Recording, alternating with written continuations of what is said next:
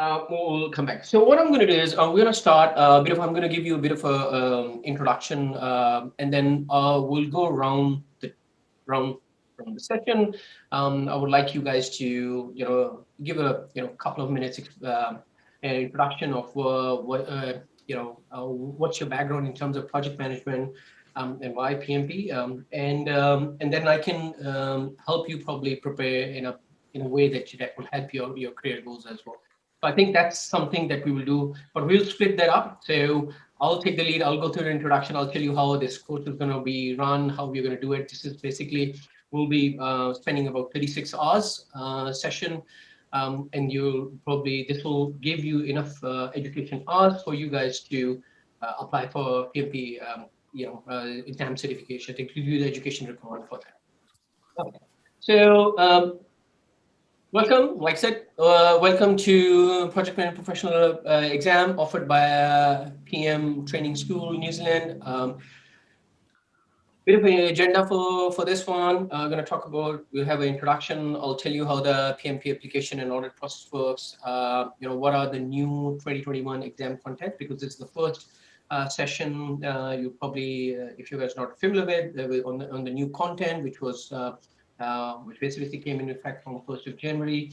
We're going to talk about what's the new style questions, online versus center-based delivery, and a bit of a tips on your study approach. Now, this is just to help you, but then as we go through the course of the study, we're going to have interactive session. We're going to talk about it, and then you consider this as an open interactive session so that you have an opportunity to ask as many questions as you feel comfortable with, as long as the concept is clear. There is a lot of material to cover, but then we also have a lot of questions for you guys to practice. So I hope that we're going to have a good balance for you guys. My name is Fahim Jaffer. I probably should put my name there first. Okay. Yes, sir. Okay. So my name is Fahim Jaffer. I'm a founder of a company called Propac Consultants. We are very close partner with PM Training School. I work very closely with PM Training School. All the project management courses we offer together. I teach at the University of Sydney and also at Torrens University, Australia. I myself is pursuing PhD in project management from University of Sydney. I am an authorized PMI authorized instructor. I've got PMP certification and RMP. Got them about 3 years back. So I'm an old man. You may not look that old, but I am. I've got about 27 years experience, across the industry, and I work with some, market companies like IBM, HP, Mastercard, Office. You guys know. We have delivered project management, have helped build them in project management competency and PMO, and also I've been delivering training for over last almost a decade now, a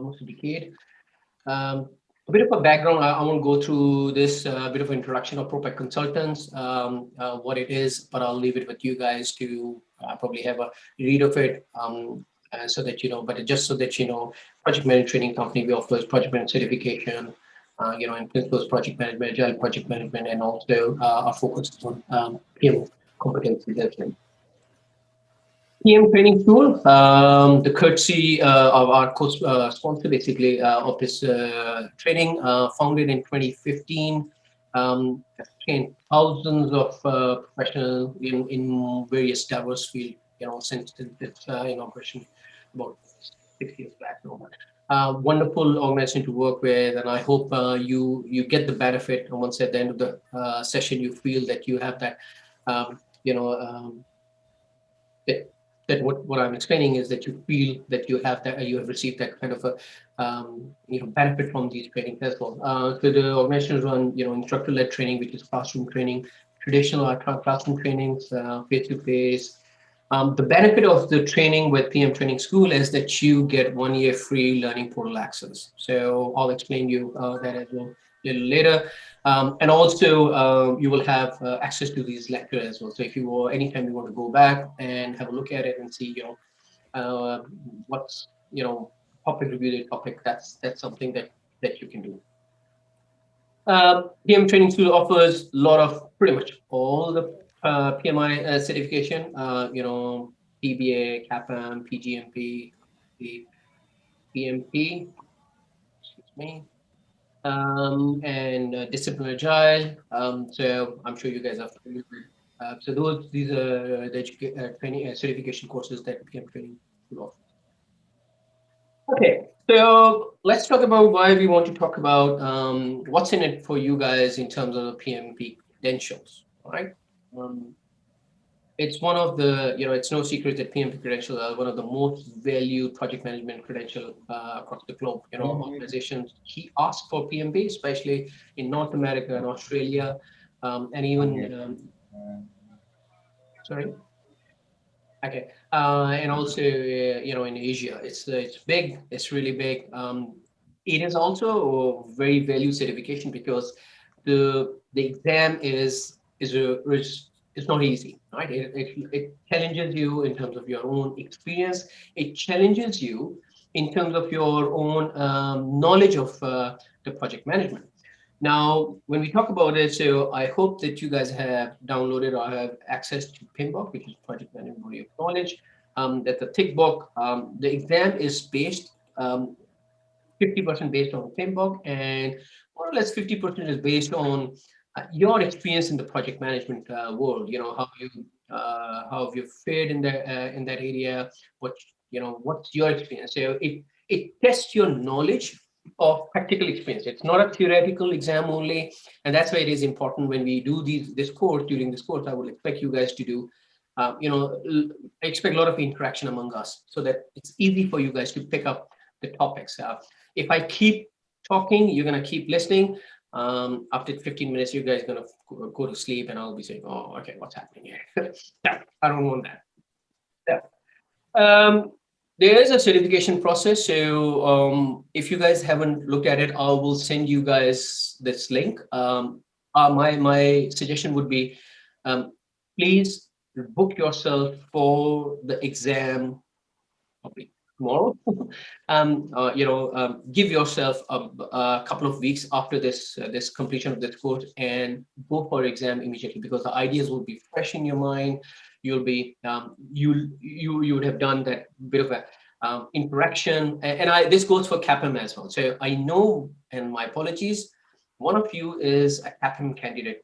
Do you mind confirming who is that CAPM? Who is for the CAPM? Kate, are you there? Are you doing CAPM? As you remember?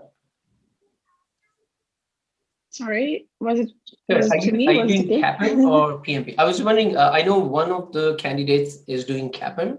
Yeah, basically, I was thinking between two of them, because I was not sure whether I'm gonna pass the audit, but I will see how it goes. And yeah, basically, I'm more thinking of PMP certification at the moment. Yeah, I think that's probably the best way. I'm more than happy to talk to you after the session today or anytime, guide you in that process. And if you think that, and we can review it and assess it now, whether that you qualify for CAPM or PMP. But I'm sure we can work that out. By the way, hello, Richard. Can you hear us?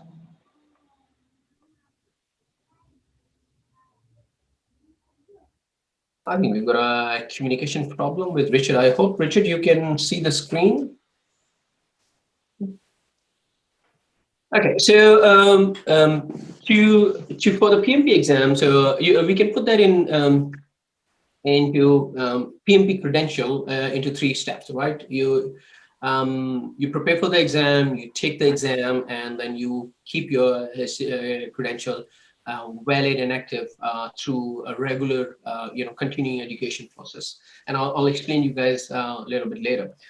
In terms of taking the exam, so it's easy. It's to apply for the exam is easy. It's not complicated, and we will help you if you need help. We will help you. That's an add-on advantage that you get from us. Between PM Training School and myself, we will help you prepare. Submit your application for the PMP exam. It is online, pretty straightforward. But what do you need to provide information, the qualifying information that requires you to have a certain level of project management experience across over 5 years. Now, so if you have a bachelor's degree, you need 4,500 hours of project management across different domains. But if you have you do not have a bachelor's or a grad degree, then you need 7,500 hours. Right? The requirements are a little bit different for CAPM. I always encourage students to go for PMP if they have qualifying requirements, because then you don't have to take the PMP exam later. Because if you take the CAPM, you would have you are required to take the PMP exam. It will be a little bit easier for you, but you still have to go for the exam like normal or all of the any new person who's taking the PMP. So the introduction of CAPM is mostly for geared towards students, so that students can be encouraged, or new starters in the industry, who can start their career with a certification in the industry, and it does give an edge, right? Of your Fahim, yes, sorry, yes, that's Carlo here. Just a quick question. You mentioned to us that we should be booking like the exam like maybe tomorrow. And once we complete the course, for example, how many days we have like to book the exam, for example? Usually like once the course is completed, we should be booking like for the next month or 2 months. How does it work? Yeah, thank you very much, Carlos, for raising that. In fact, let me rephrase my question, my statement. When I say book the course, I assume that you have 35 education hours, and I just realized that some of you probably need those 35 education hours, and that's why you're taking this course as well. So you'll probably have to wait till we finish this course to book. Now, got it. There is no if you have the required hours in education, you can book the course anytime, right? The reason I said that you should book the course quickly is that the ideas are fresh in your mind. So I'll rephrase. So as soon as you finish this course, you've got the 35 hours required for to take the exam. Go and book. What it does is it gives you 1 year to take that exam. So when you book the course, you don't have to submit. You don't have to take the exam immediately. Right? You have 1 year to take the exam. My advice would be, and that's purely based on my personal experience. I'm not saying that's the perfect advice. So I would suggest you talk to your colleagues and your other PMP candidates. My advice was based on that the quicker you do book your course, the quicker you will you can apply the knowledge that you have learned during this session. It will be fresh. We will give you the study tips. Instead of waiting for 3 months where you have to reopen the book and go through it again. It is a tough exam, right? It is a tough exam. It's not tough that you can't pass. I think so. That's definitely not the case. But it's always easy to take the exam as soon as you do a course. That's my point, right? So, but you have up to year after application submission, you can do that. Yeah. Got it. Thank you. Thanks very much. No problem, Carlos.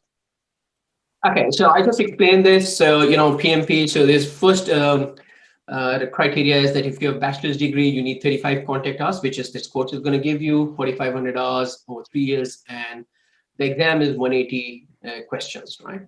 The other criteria is that if you are a high school graduate, you don't have an undergrad, and then you need to have 75,000 hours over 5 years, and those hours are split across PMI domains. If you haven't already, I would suggest you download the Pmp Handbook. If you don't have it, I will send you the link to Pmp Handbook.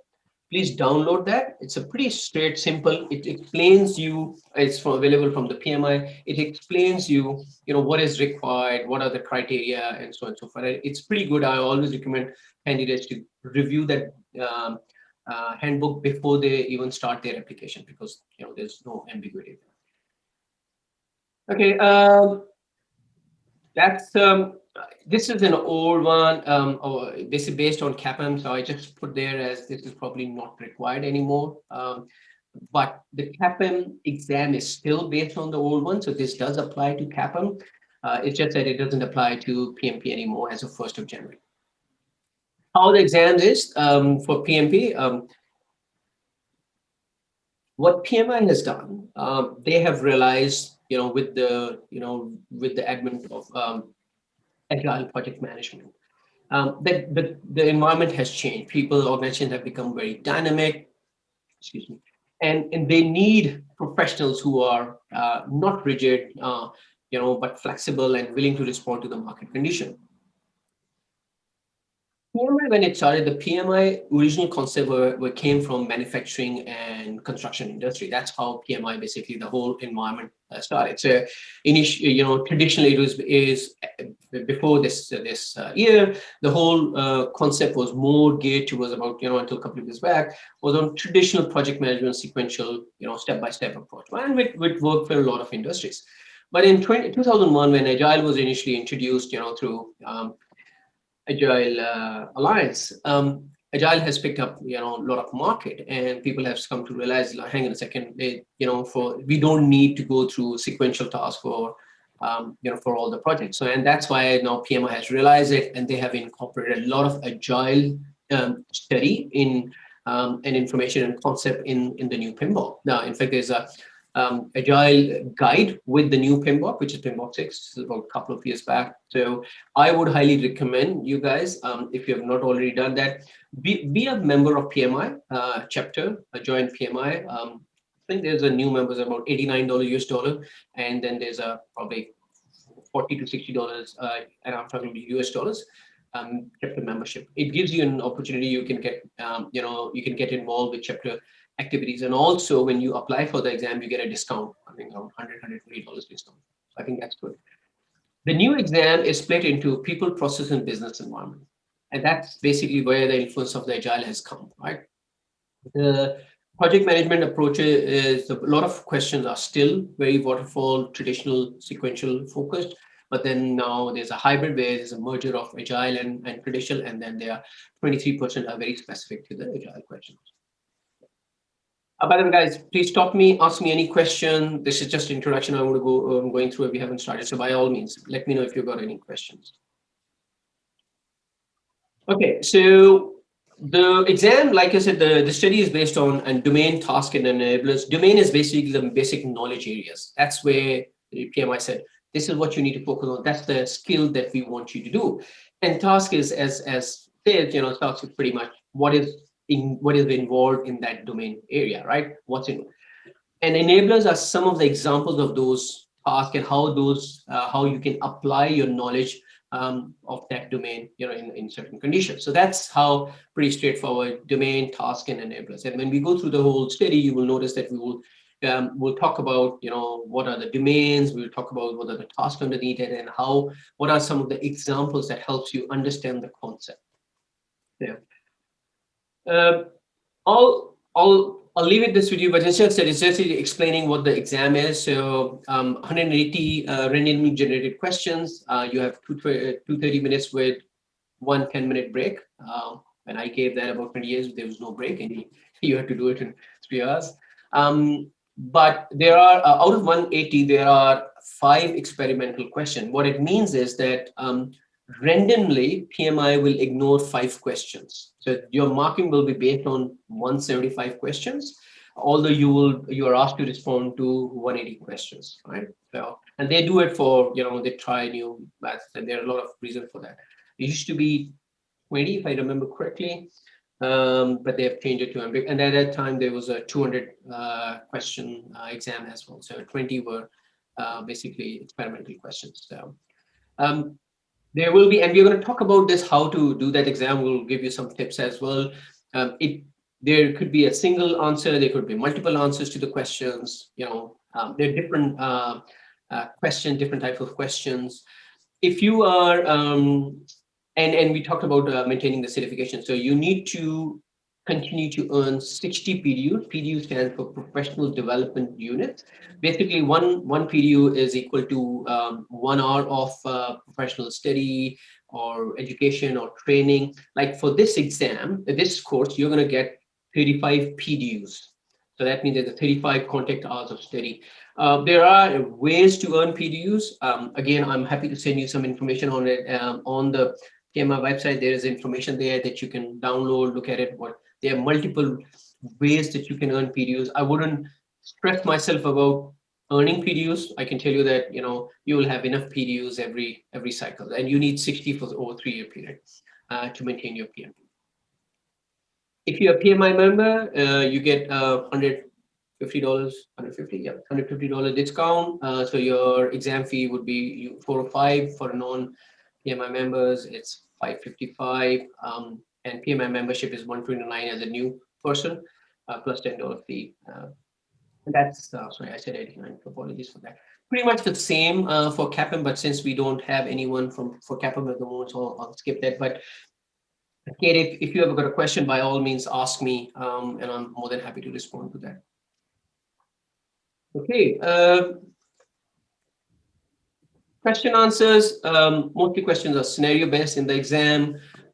Scenario can be 2 to 6 sentences long or a shorter one.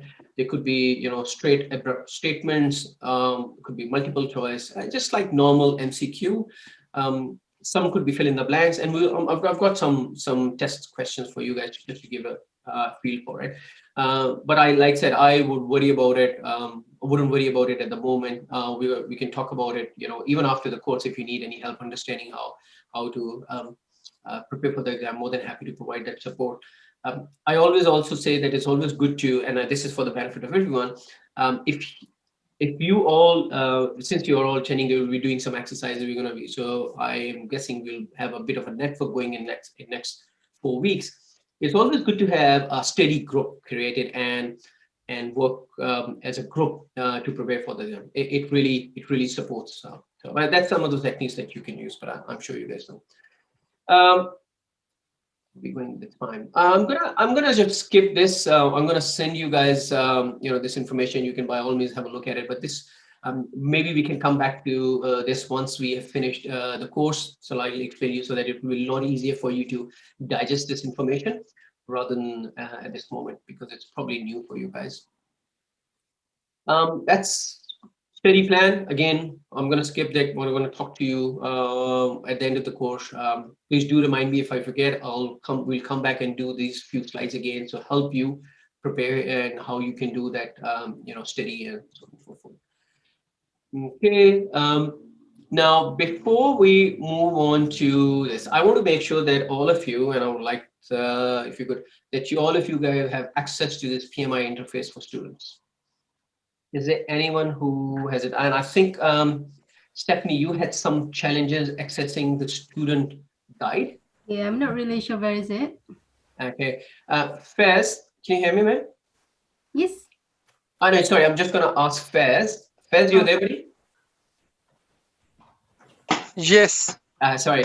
I was just wondering, Stephanie she hasn't got access to student interface. I'm not sure, because I haven't seen it. Did you send that information to Stephanie as well?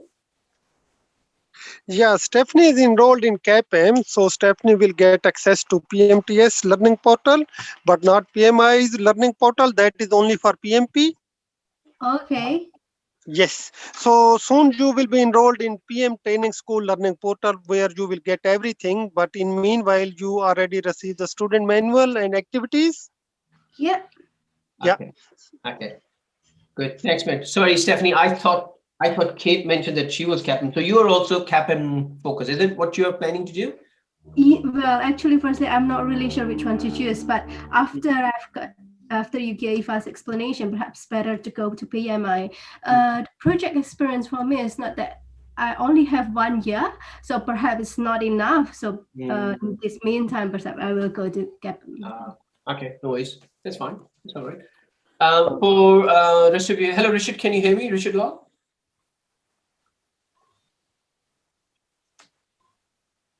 Richard? Nope. Okay. Yes. Wonderful. Yes. Okay, I just want to make sure that because we haven't had a chance to have your introduction, so just want to make sure. Did you get access to the interface? Okay. Have you downloaded the manual? You got it? Yes, I have the manual right here with me. So Okay, wonderful. good to go. Wonderful. Okay, so guys, for the Fahim, manual, so Fahim. this is the manual is something like this. It just says PMI authorized PMP example. So Stephanie, yours is probably different that Faiz have said, Yes. but for the rest of you, that's it should be. I just printed it out. So you would have this would say student manual. Please download that and I would recommend that you can download it and keep a copy with you because it's important. You can mark it, you can make notes on it, and it's going to be very. And I use, this is not only for the course. It's very a good reading material for other work that I do as well. So, Fahim, quick question here again. I have downloaded the manual. It's good to go, but the PMBOK, for any reason, I couldn't download the file. Okay. So I'm not quite sure. He's like keeping asking me to join PMI. Oh, really? Okay. Yeah, but I couldn't get through the file. Yeah. Okay. Faiz, do you know anything about that, Matt? Do the students get access to PMBOK through this, or they need to register? They have to get PMI membership to download PMBOK. Okay. All good. Yeah. Okay. Thanks, man. Yeah, that's what I thought. So.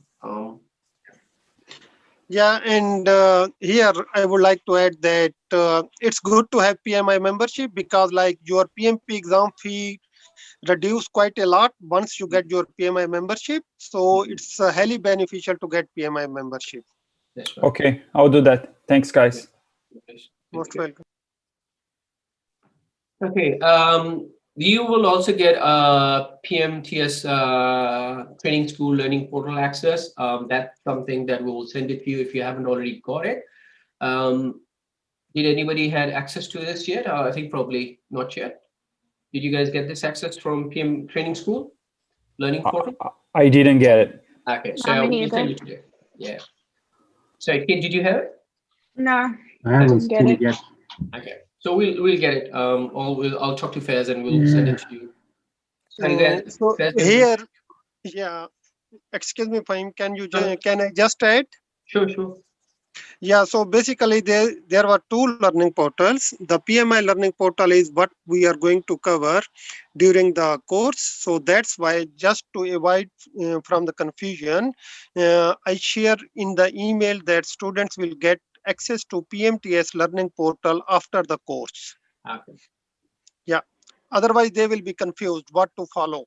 PMI learning portal or our learning portal. Our learning portal is like as a support to PMI learning portal, so they all will be enrolled right after the course. Otherwise, they will be a bit confused.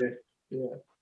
I get your point. So, so you guys, and I think Stephanie, you're probably an exception in this case, right, Faiz, because of her CAPM, so she'll probably get access or not.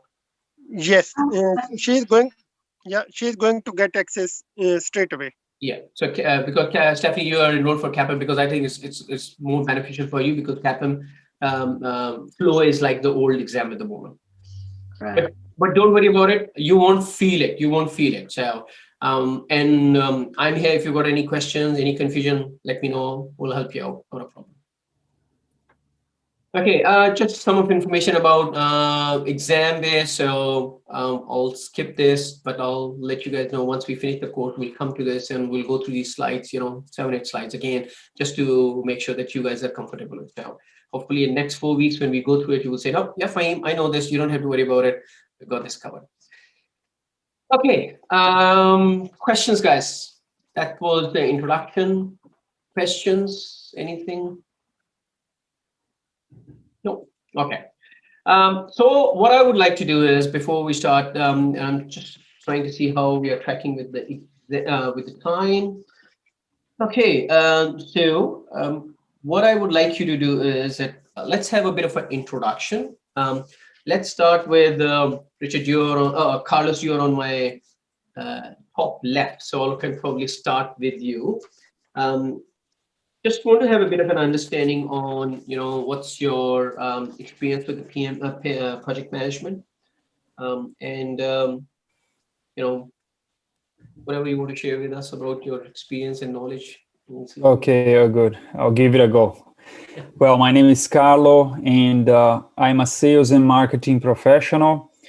I've been working for large corporations over the last 20 years, 22 years to be more exact. And currently, I'm a key account manager at Air New Zealand. And but I worked as a product manager for more than 10 years. And then I moved to the sales side of the business, and now it's been pretty much 12 years in sales. And my main focus here with you guys is to gain knowledge about project management, because I'm planning to increase my employability here in New Zealand. And I'm keen as well to know more about like a more structured way to manage a project. So I've got an MBA in business administration and a bachelor degree as well in sales and marketing. So my main focus here is to get a knowledge in project management, and in the future, like maybe not moving from sales to project, but maybe combining them both together and work for projects like in different sectors as well. That's my goal. Yeah, makes sense. That's really good. That makes sense. That's fine. That's thank you very much, Carlos. Much appreciate that. Welcome, Abdullah. Okay. Thank you very much. Sorry for being a bit late, but that's all right. Okay, Stephanie, let's hear it from you. Hey guys, I'm an Asian. I live in Invercargill, almost 5-6 years, and then I've been involved with project in a project base. It's been a year and more than a year now. I work as a project administrator in a dairy company here. And then I wish to know more and then learn more quite a bit with the previous guys, more structured thing with projects. And previously I involved with how can I say, like more agile one, which is like for e-commerce and then software project, but this time is more related with project engineering project and manufacturing. So hopefully CAPM and PMP could accommodate this. That's all. Thanks. No, it's really good. So, Stephanie, that's something I forgot to ask Carlos. So, when are you planning to take are you planning to take the exam, this year, next three to 4 months? Yeah, definitely after this course when it's pressed. But actually, I'm using it every day, though, like a couple of forms and then also terms.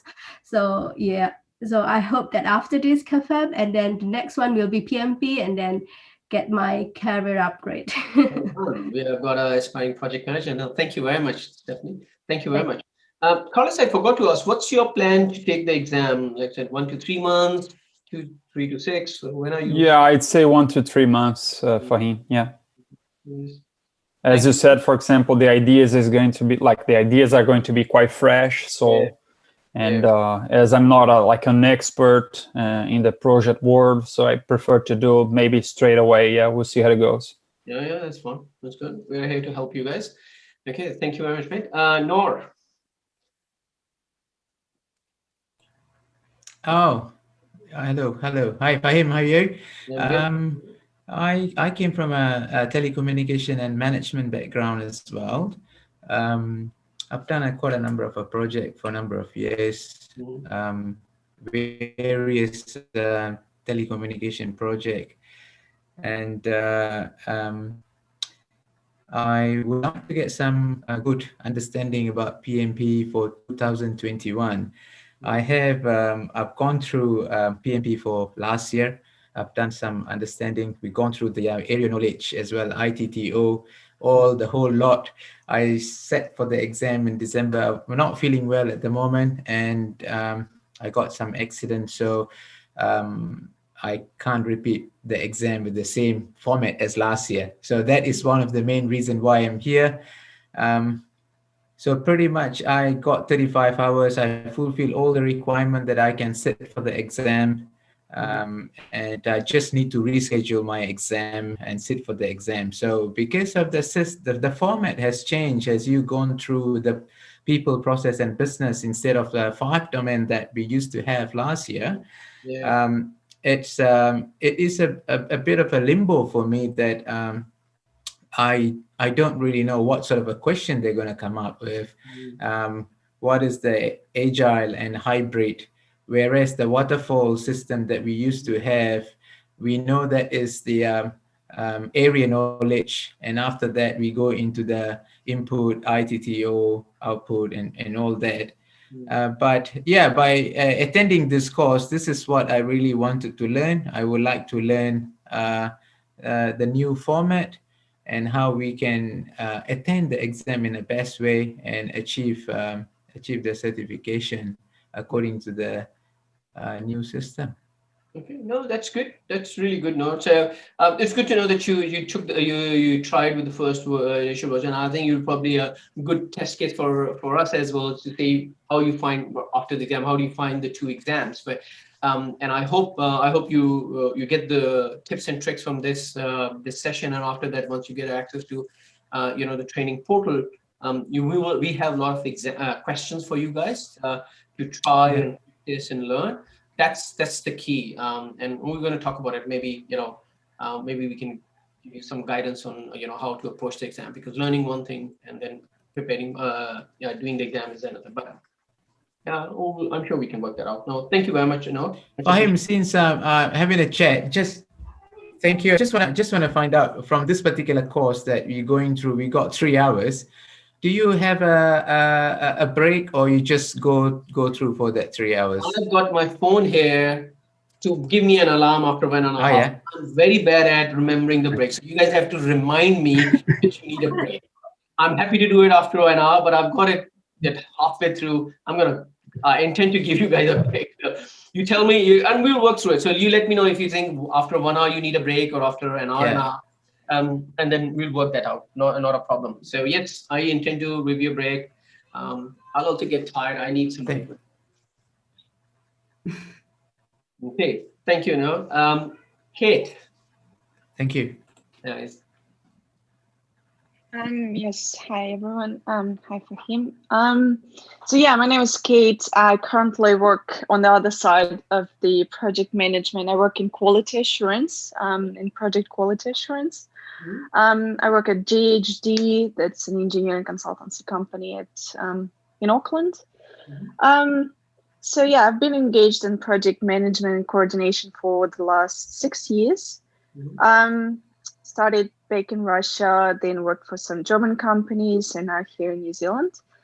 So yeah, why I decided to take this course? Well, I've been interested in obtaining project management certificates for quite a while. Last year, I got certified as a Prince 2 practitioner. And this year, I decided to start with Pmp certification, basically.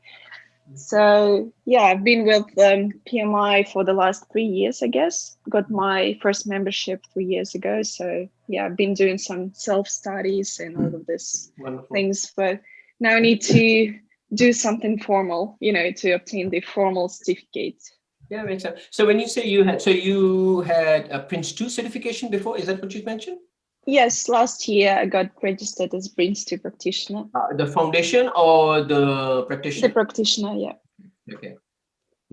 So if you had PMP before, you probably didn't have to take foundation, by the way. So if you have PMP, then you directly qualify for practitioner exam. You don't have to sit for foundation exam. Yeah, I decided to start from the other end, I understand that. No, thank you very much, Kate. Much appreciated. Thank you. Okay, wonderful, guys. I'm gonna do for leave 4 now. So we've got come back to the next 4 after our first break. And although I have an alarm, it's up to you guys. You're gonna call me when you want me to give you a break. Okay, let's do this. In fact, sorry. Okay. Let's start our journey. Can you guys all see my screen? Yep. Okay, so let's talk about what the exam is going to cover. So the exam, in this course, there are 5.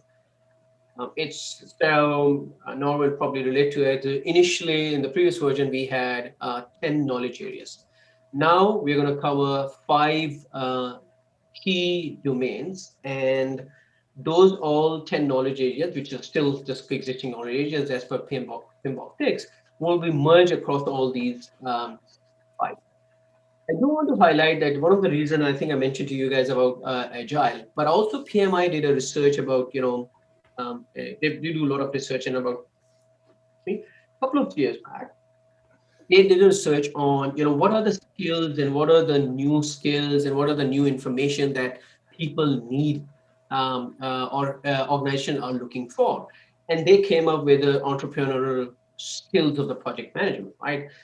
They realized the organization said, yeah, we need project managers to deliver the project, but hang on a second, we also need somebody who could communicate to our stakeholders much more effectively, somebody who understands our business, people who are not really bound by the process, but use the process as a guide, and then help us win the business and bring more market share.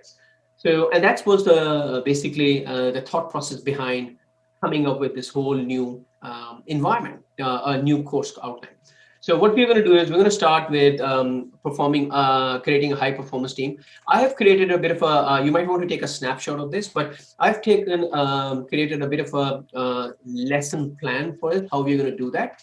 So, like I said, we are looking at around 36 hours of to cover that over the month. And I really don't want to speak for 36 hours, seriously. So I would like you guys to contribute and, interact with me. I'll be throwing questions at you, think about it, and respond to me, and, and then we can get there. This is the best way of learning, right?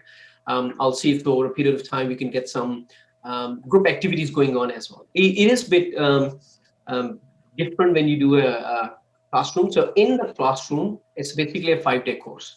And there's a lot of activities, you can do a lot of brainstorming activities as well. So today we've done the introduction. I am ahead of time, 10 minutes. We're going to do lesson 1. We'll try to see if we can, do the topics A and B of the lesson 1, and from there onwards, we'll see how we go. Okay, creating a high-performing team. What that entails? Basically, build a team. What is a high-performing team? You guys tell me. So, what do you think a high-performing team is? Miriam, do you want to have a go at it? What do you think high-performing team should look like?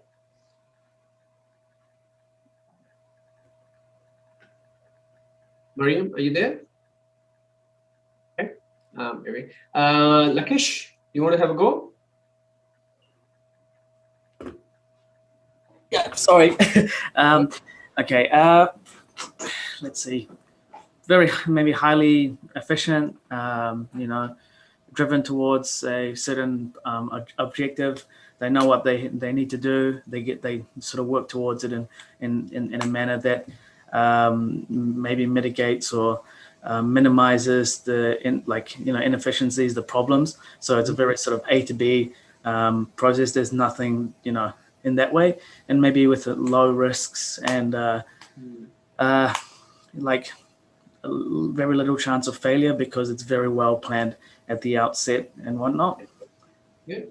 No, it's really good. So you create you want to work in a high performing team because you want to be successful, right? If you have a disjointed team, and I give an example of family. If you have a disjointed family, in an environment, in a house, everybody is doing their thing. There's no connectivity. There's no communication. The family loses the focus. And this is probably not a very good example, but it's just a way of. Similarly, in a team, for a team to be high performing, you need to have a focus and a common goal. If the team is focused and agree on a common goal, then you get the best out of the team. What it does is it builds trust, right? If we all agree that what is our common goal at the end of this course is that you guys will have sufficient information to be able to pass PMP, then we have a common goal. When we will do these exercises, you're going to engage and you're going to provide information that's going to be beneficial for everyone. And that's what the high performing team does. The challenges that we have in terms of today's environment is we have now virtual environment. You know, in last COVID has changed the whole thing very drastically. Virtual teams have become a norm. Although, you know, in the industry that I have worked with, and virtual teams were norm 20 years back. So I used to work with teams, you know, in Philippines and Malaysia and in India and US and China. It was always the norm, but that's what the very industry, IT industry specific. But now, if you look at this, is a perfect example. I did my first virtual course without video in 2004 from Harvard University and Stanford University and Stanford University. And that was how it was delivered. At that time, it was a very unique concept, right? But now it's common. But the point I'm trying to make is the performance, the team characteristics changes with the environment and the culture surrounding the team. It could be technology, it could be organizational, it could be cultural, it could be mindset, and that. But if the team is focused on a common goal, they become a very high performing team. And that's what we're going to talk about, how that works. Does it make sense, guys? Please do let me know if you think it's too philosophical or it's too complicated, it's too technical. Call it out and I'll try to explain it to you. Okay, so the topic we're going to cover, so hang on a second. Okay. This is what I wanted to do. Okay. So we're going to determine what project team member requirements are, you know, how you appraise team skills, how you maintain team knowledge. We're going to talk about defining the common objectives and also the ground rules. So every team needs to have a ground rule for the functioning. If there are no ground rules, then you don't know what the rules are. Everybody's going to be doing their own stuff. We're going to talk about how we negotiate as a team, how we negotiate to our clients, how we negotiate among ourselves as a team, how we come to a common agreement, right? Now, if you focus on these ECO tasks, this is exam content online task 1 to 6. Now, you guys probably have access to something like that you probably have received. It's talked about mapping the PMP exam content online to the course content. If not, let me know. I'll send that to you guys, and it just explains how everything is mapped out. Then we're going to talk about you know, how to benefit from team strengths. You know, how team needs to. High performing teams take accountability for their actions, and they build on their strengths and they overcome their weaknesses through collaboration. We're going to talk about how the training will work, and then we're also going to talk about how we're going to, in a virtual environment, be an effective team, right? And a few other things that we talk about. So these will be the outcomes. So build a team. I'm going to skip that. So I covered that in my previous deck. So I'm going to skip this and I'm going to go to the team building. Okay. The enablers. The enablers for build a team is support, diversity, and inclusion. So we're going to talk about some examples around that, how the team skills are evaluated and looked up, and how we determine the team requirements. So understand, team is basically a family, and that's why I always use the analogy of family, because you know, you in the family, you look after each other, you look after the requirements of each other. In the team, in a good high performing team, that's the same thing. If you have conflict in the team, and you will probably have it on an ongoing basis as a project manager, be get used to it. But the trick is how you manage that conflict. You know, even when we are doing a project, you know, Carlos may disagree with Fahim may disagree with Stephanie may disagree with Miriam. You will have a difference of opinion. But if everybody has a common end goal, that difference of opinion becomes a strength for the team. So you have 4 different ways of approaching, and you find the best way to approach it. So that's it. Another thing that we're going to talk about is how we assess and refresh team skills. As the project progresses, you probably have to look into the training requirements for the team. You know, project may deliver a new product that the team is not aware of it. So that's also, we're going to talk about team knowledge, how we and team knowledge. So one of the key things that you need to remember, even from the exam point of view as well, lesson learned. Whenever a project is delivered, then there's a concept of lesson learned. You document whatever went well, whatever did not happen, whatever was missed, what were some key challenges, risks. You do that, and that's called your project knowledge. And you need to create a project knowledge base so that the other projects, the next project that will, or the next teams that will come back, after you doing similar kind of project, they have some sort of a repository to look into and say, oh, yeah, okay, project A had that kind of a problem. We should avoid this, and they did this to avoid this kind of risk. So we should avoid this risk by, taking these steps and so on and so forth. And finally, we're going to talk about discuss the responsibility with the team. It is absolutely important for team to have defined roles and responsibility. A team without a defined roles and responsibility is bound to fail. If in this, let's take an example of this environment. If in this lecture, I don't take the responsibility of passing the information, then we will be all confused who's going to be passing that information, who's right, who's wrong, right? Similarly, in the team, every role has its significance. Project manager has a role, Scrum Master has a role, quality team has a role, and so on and so forth. So we're going to talk about that. The deliverables of this is, skill sets, technology, resource schedule, rates, and resource assignment. And the tools that we use in the team management is Reci metrics, pre-assignment tools, and virtual team. And I'm going to talk to you guys, and I'm going to look up to you guys to give me some tips on how we manage it. Okay. Project team, set of individuals who support project manager in performing the work of the project to achieve its objective. Agree or disagree, guys? Let's get a statement. Let's see if you guys agree or disagree. What do you think, Richard? Do you agree?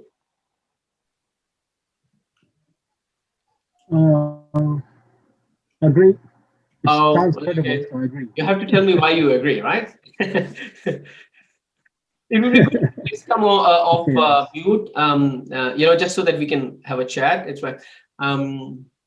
Why do you think? Why do you think? Why a set of individuals who need to support project manager in performing the work? And this is something that you need from an exam point of view as well, right? Okay. I would view a project team as a machine and a project manager to be the driver. So if all the parts are moving together in unison towards a specific objective, and it'll make the work of the driver easy. So you want all the parts moving well. Yeah, that's a good one. That's a good one. That's good. Mariam, do you have a view on it? Thank you, Richard. Mariam? Yeah. Why do you think? Do you agree with this statement? A set of individuals who support project manager in performing the work of the project to achieve its objectives? Yes, I agree. You have to give me more than that. I'm going to question. Why do you think? Actually, it's first time I'm joining this. Okay. So a little bit confused and a little bit, I'm getting your points. Okay, no worries. So, no problem. Thank you very much. So, remember, project manager is the conduit between project team and the business.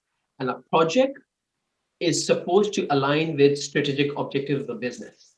If project is not strategically aligned, so whatever your deliverable is, whatever the product you're going to produce as part of your project, it's not going to be useful to the company. So team has to support performing the work of the achieve of this. So project manager is the leader who's going to give you the objective because he or she has worked with the business to come up with this objective, which aligns with the organization strategy. That's why the statement's here, right? Now, to gather the team, there's a project concept called project resource management. Now, what that is, the resource management is you first estimate, and this is I'm giving you. So the highlighted ones, the orange ones, are something that I'm stressing so that it keep this in mind for your exams as well. It will help you some tips, right? Resource management is estimate. So how do you come up with a team? You cannot just come up with a team.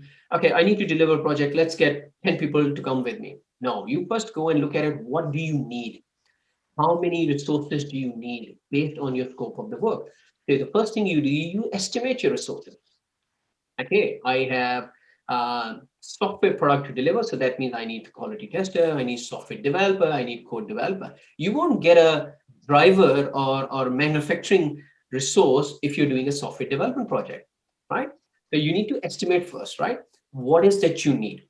And that's your resource management plan. So these are three common requirements for resource management. Estimate. Once you have estimated your resources, you need to acquire the resources. Acquire is how do you get those resources? Right? What's the process? Again, you cannot get anyone that you want, right? You need to look into what are the things, what is the key thing that you need to consider when you're acquiring a resource, or so let's say hiring a resource for the project. What is the one key thing that you really have to be careful of? Abdullah, do you want to have a go at it? Yeah, probably. So I guess their I would say their relative background of the technical background that they have, in accordance with whatever job you're gonna give them to, and of course the finances.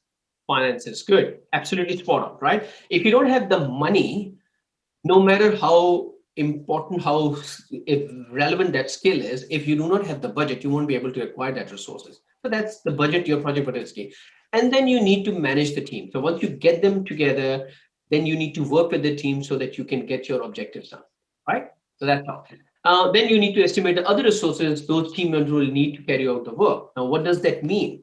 That means that once you get the team, then you probably need, laptops for them, location for them to be working together, and that goes all in your resource management plan. You probably get a question on resource management plan. Think from that point of view. So you need to think about estimate, acquire, manage, right? You need to think about other resources. That's also a budgetary thing as well. You probably need to carry out the work. You need to get the people. That's what the other thing is. Then you may have a team of different skills that is relevant to your project, but how do you get them focused on your object? You probably have to develop the team into a more cohesive team. People come from different cultural background, geographical backgrounds. There could be virtual team. How you bring them all together so that they work together. And what's the best way? You interact with them, you communicate with them, you facilitate interaction. So if somebody is from Eastern culture, another one is from Western culture, you can understand in a project there could be friction because they are two different cultures. There could be a problem. There could be, as a project manager, your role is to bridge that gap and make sure people don't feel uncomfortable. A practical tip: if people are uncomfortable in the team, your project will get derailed, because then people will not be, there's a thing called, coming just because I don't have anything else to do, I have to do it, right? You don't want that kind of you want a team that said, oh, yep, I need to get this job done because that's what I love doing it. That's the difference between these things. Okay. And then you need to track team performance. So remember the concept, and this is something that goes in your project resource management. So we're talking about the project resource management. You need to finally track the team performance. Why do you need to track the team performance? You need to track the team performance because you need to know if the team is really functioning, if the team is really delivering on what the commitments they have made. How would they know? You have to define their roles and responsibilities so they know what they need to work and deliver. Now, there could be challenges, and there will be challenges in the team because that's how it works. Your job as a project manager is to make sure you put a plan in place. So if anybody has a challenge, has a concern, they have enough trust in you as a project manager and their other colleagues, so they can come and talk about it and get the matter resolved. Does it make sense, guys? Do you think it makes sense? Are we good? Yeah. Okay. What are some of the project team requirements? Team member consideration. I think we talked about it. We need the relevant skills to perform the work. If you do not have the relevant skills, there's no point in hiring somebody. We won't be able to do it, right? Similarly, in a team, you would like to avoid a single point of failure, right? You want to make sure the team has enough diversity, so that if project manager for some reason, if project manager is away and sick, somebody else can and run the show, because the work shouldn't stop. So these are the things that you have to take into consideration, right? Use generalizing specialists who have core competency and journal skills, and this is for core competency and journal skills. So you may hire a business analyst in your team. The core competency is business analysts to do the business analysis, writing the business case. But the person may have, good negotiation skills or good leadership skills, and something that you need to use as we also call it soft skills, so that the person can support. So remember, teams.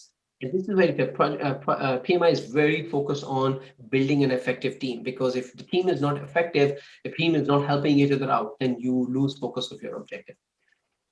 Okay, other consideration is physical resources. We talked about it, equipment and access, right? Whether the resources have access to the building, whether the resources have access to, the tools that they need. Any questions, guys? Any questions? No. Okay. Stakeholders. I just need to, sorry, I just need to see if I can. Sorry.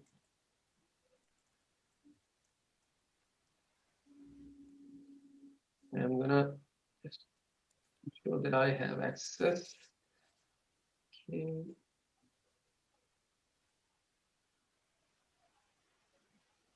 Okay.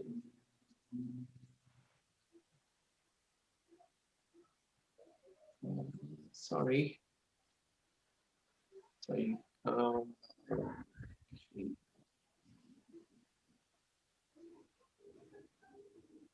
Sorry, guys, just give me a sec.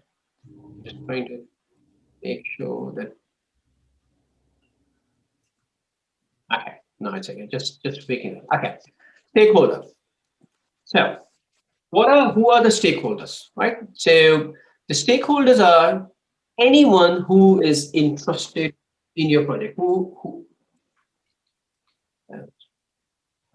who is interested in the project, or who is affected by the project. So that stakeholders is, and this is from exam point of view, remember, project manager is also a stakeholder, right? Because the project manager is affected by the project. So anyone who has anything to do with the project is a stakeholder. Now let's take an example. Let's talk about it. Noor, you there, mate? Give us an example of a project stakeholder, in your industry. And I noticed that you've come from telco industry, right? So give us let's say you're deploying a telco tower or something. Who would be your stakeholders in that case? So it can be a project sponsor, and I mean, stakeholders is wide range, but I'll just put through for this it's an example. Project sponsors, we got project managers, project teams, we got customers, we got all sort of people that who involved in this particular project. A beneficiary for this, if you say a telco tower, for example, it's including the users actually. So wide range. That's what I will put it as a stakeholder for him. Yeah, that's good. Thank you. By the way, guys, can you see my screen on project stakeholders? Can you guys? Yes. Okay, good. Yes. Okay, good.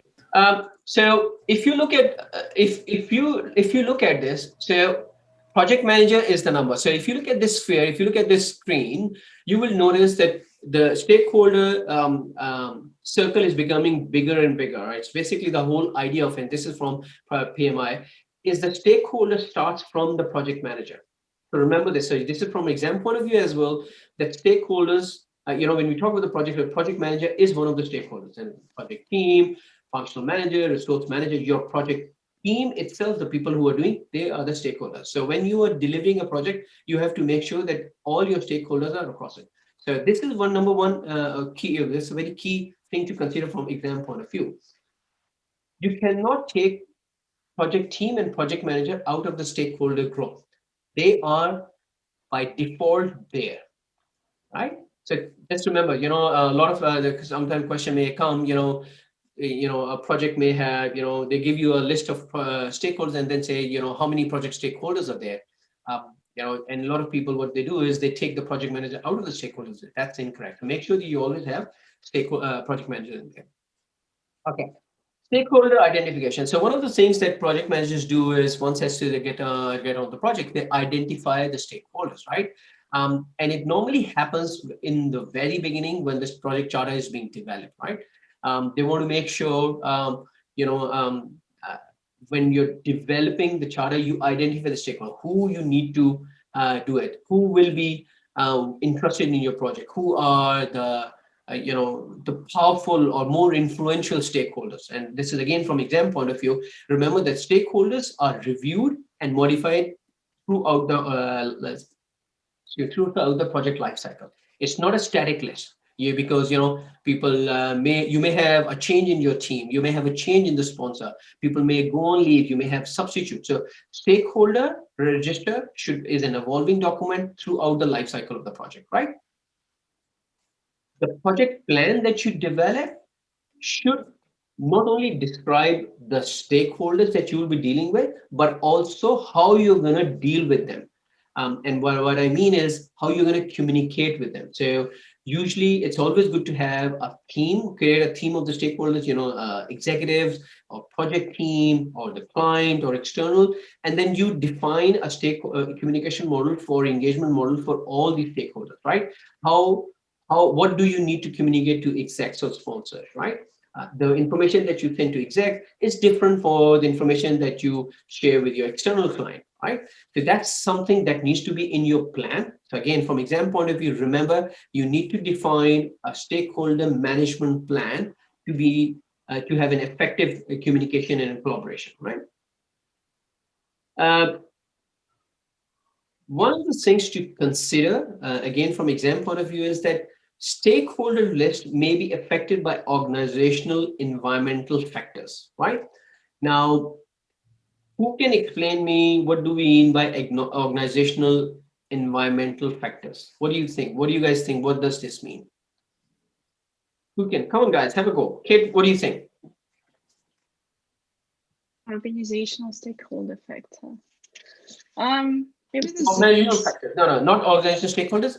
Organizational environment factors. What are those? Environment factors. Yeah, what do you think?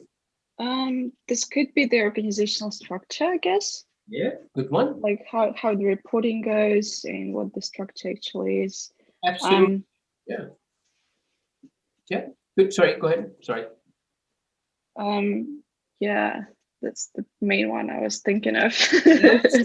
Well, it's really good. It's really good. Really good. Thank you very much, Kate. Lakesh, do you want to add something to it?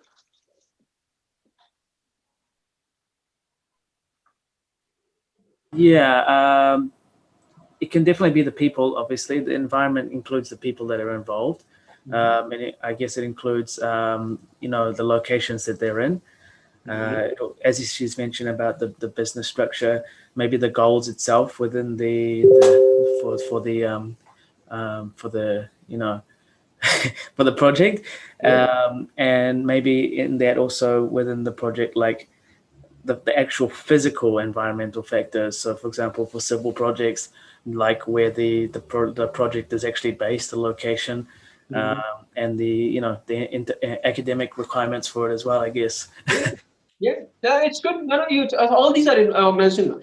One of the things that you just mentioned, and I just want to just explain a little bit more. When we talk about the stakeholders, not all stakeholders are really interested in your project, and you will face this problem in your projects.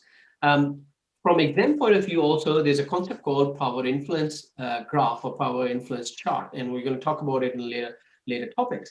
You need to keep a very close eye on that power influence graph, because it tells you it's a 4-quadrant graph. It tells you who to focus on to get the most from that stakeholder for the benefit of the project objectives. So these are what organization environment factor also means is that the organization may have certain policies where certain information cannot be shared by some level, some team or some group and so on. So you as a project manager have to consider that. So if you have a sponsor who may not have, access to a project team member who is not allowed to have, or maybe a contractor may not be allowed to have access to certain organizational artifacts, you have to be careful, or probably put a different mode of communication, different level of method of communication with that person, because that particular person may have a very restricted access, right? So you have to, and this is where it comes in your stakeholder management plan. You put all this information in your stakeholder management plan, and this is the first process, is stakeholder identification. You identify. Identification doesn't mean, okay, we need Fahim, we need Carlos, we need, no, we need Miriam. No, what it means is who you need, when you need, what you need to communicate with them, how would you be communicating with them, and how often you would be communicating with them, right? So these are the things that are going. Any questions, guys? Oh, okay. Sorry, Fahim, can I have a question? Did you move from project stakeholders slide? Because I guess I still see the stakeholder stakeholders, how you call it, the notion about stakeholders, who are stakeholders basically. Have you moved from that slide to? Okay, so I am on stakeholder identification. Can you see that? No. No, I think we are stuck in project stakeholders. Yeah, that's right. Yes.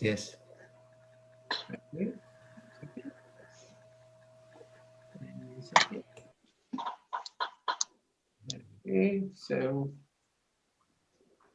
happened here. Okay.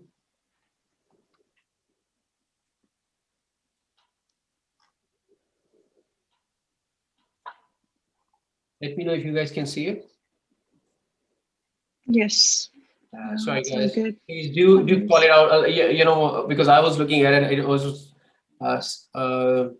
clear to me. So please, my apologies, guys. Was there any other slide before this? Yes, we were just talking about this one. We just saw that. This was the only one. Yeah.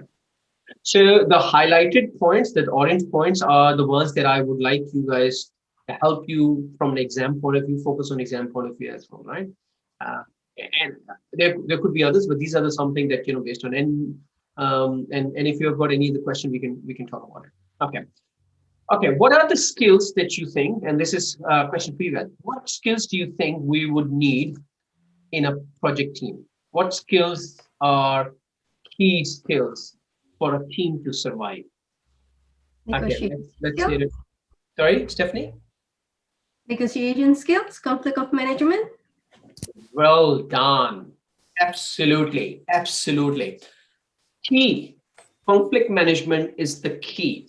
If the team does not have conflict management skill, imagine what would happen. Everybody would be arguing with each other. We would never have a consensus, because as a team, so remember, the team aim is to have a consensus.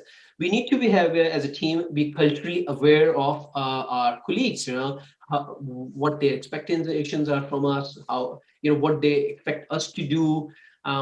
Just be sensitive, culturally sensitive to them. And decision making. The team must have a decision making skills. Now, when we talk about team, it doesn't mean that if you have 10 people in the team that you will have 10 decision makers. What it means is the team, the group as a group, they are collaboratively working to facilitate a decision making. That's the key. That's really key. Then we talk about facilitation and leadership. Again, these are the two very key. How we facilitate each other, right? It's about working together rather than working silo.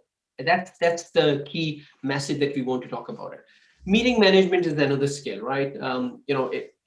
Nor rightly asked at the beginning, right? Are we going to have a break or not? And I said, oh yeah. So we need to have. So these are guiding rules that we are setting up for. So meeting management is very important. When you're meeting somebody, even when you are in, casual or formal or informal meeting, how you're going to manage that time, how you're going to work with them. Otherwise, you're going to keep talking for 2 hours and you never get anything done. How you're going to stay focused on the agenda. That's the key, right? So for you guys must have noticed, in our organizations these days, everybody sets up meeting and everybody, just keeps going like I'm doing at the moment, talking, just talking and not let anybody else to focus on. Anyway, okay. So then we have the next thing. Negotiation, networking, also skill, right? Negotiation, we talked about it, how we work through it. Networking is also very important. Why do you think networking is important within the team? Why do you think? Give me, who can I go to? Abdullah, what do you think? It's pretty vital. I'm not at the moment pretty blank, but still I would try it. So with networking, you tend to know more people, and with more people, you tend to know more cultural values and more social norms, I would say. And then you try to get along with them, and you try to know like certain boundaries or certain things that you may mind yourself of, or other team members as well. So that's definitely a key to go on. Absolutely spot on, right? And it's a simple thing. Projects are. I always say, and this is my quote: projects are delivered by people for the people. Remember this: projects are delivered by the people for the people. If it's no use to the people, people will not have any interest in delivering the project.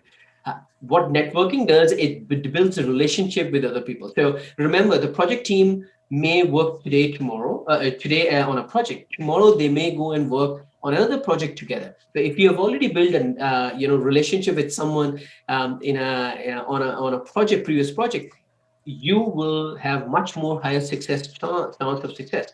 If you know someone and you know that person does a good job, you will always be willing to work with that person, and this is the person that we can get along.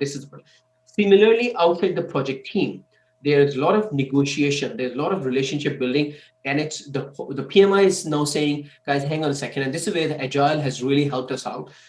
It's not traditionally, it was the project manager's responsibility to build a relationship, negotiate, and the new norm is, no, hang on a second, it's everybody's responsibility, right? Because it's a collective teamwork. So that's the new focus. So these are the skills, and these are very important from the exam point of view as well, guys.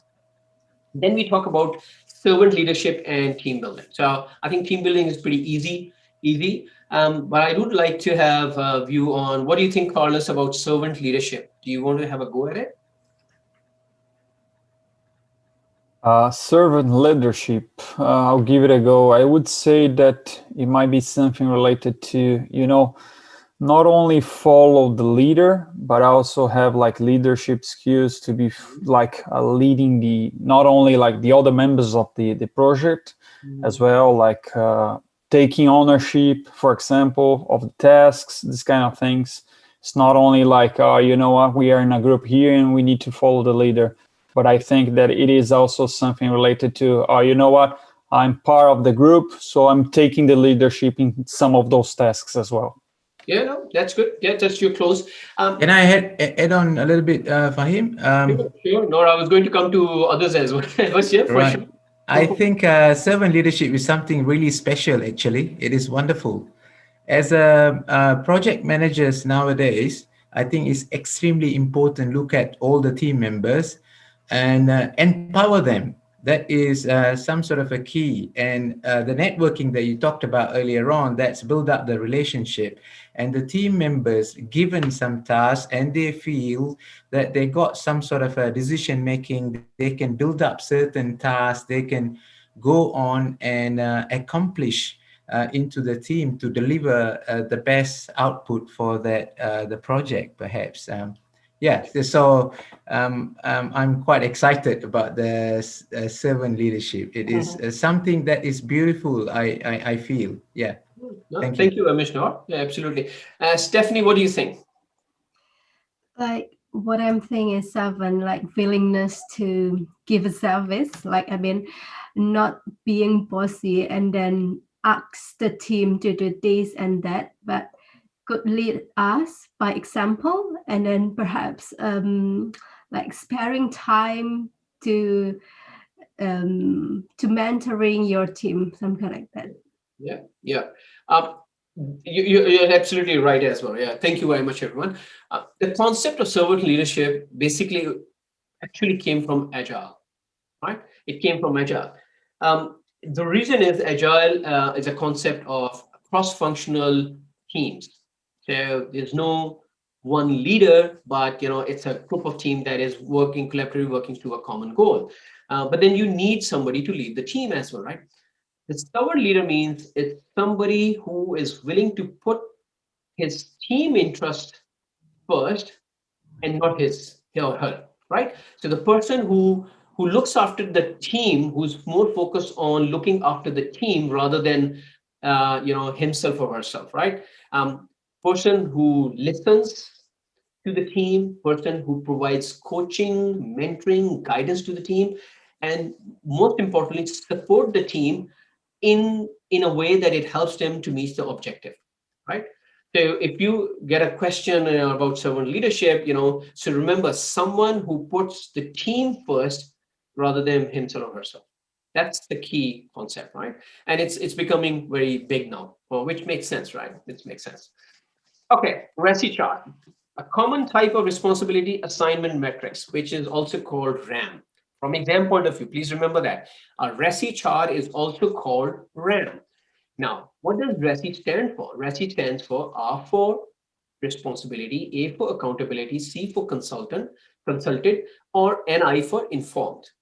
So Reci chart, and I'm going to probably ask someone now, what does it mean? Why do we need a Reci chart? We talked about it, that we must have clear roles and responsibility defined in the team. And the only way that you can't just verbally communicate to the message, you want to make sure that everybody's across it and understand who's doing what. Now, in this group, the Reci, if I have to make a Reci, I'm delivering lecture. That's something my responsibility, right? So responsible person is the doer. So that's the easy way to remember. Responsible person is the doer. And there could be multiple responsible persons to do a single task, right? Accountable is the person who delegates or who's the ultimate go-to person or responsibility of that person to the holistic uh, view, right? So there's a doer, which is responsible, and then there's somebody who owns that. So in our case, PM Training School is accountable for making sure you get the training that you have registered for. I am the responsible person who's doing that work on behalf of PM Training School, right? Now, do you guys understand how I'm trying to explain it? It's just I'm going to show you how this works. P or consultant is the person that you seek their advice, people's SME. So if you are building a project plan, you need somebody to tell you about, certain product or information. You seek them, you go and talk to them, right? And get that information. And informed are the people that you need to keep them informed of the project, or they're not really so senior management or executives are a perfect example. They need to be aware of the project. They need to be aware of the project decision. But excuse me, when it comes to doing the work, they probably are just there to help us sort out the problem, not do anything else, right? So they need to be informed. So if I look at the example there, so it's an example of creating a blueprint. Now, creating a blueprint for, let's say, construction industry. Project manager is accountable, because it's the project managed by, run by project manager. So the project manager is accountable, making sure that it gets done. But he or she is not really doing it because the job is done by engineering manager. That's their job. There's a draftsman, they do it. Quality assurance manager is consulted because we want to make sure that the quality of the document is good, right? Similarly, we probably need a manufacturing manager to have a look at it. This is just an example that we can apply to her. So I'm trying to explain you how there are. What it also does is it tells the team, and we do this for high-level task in a project.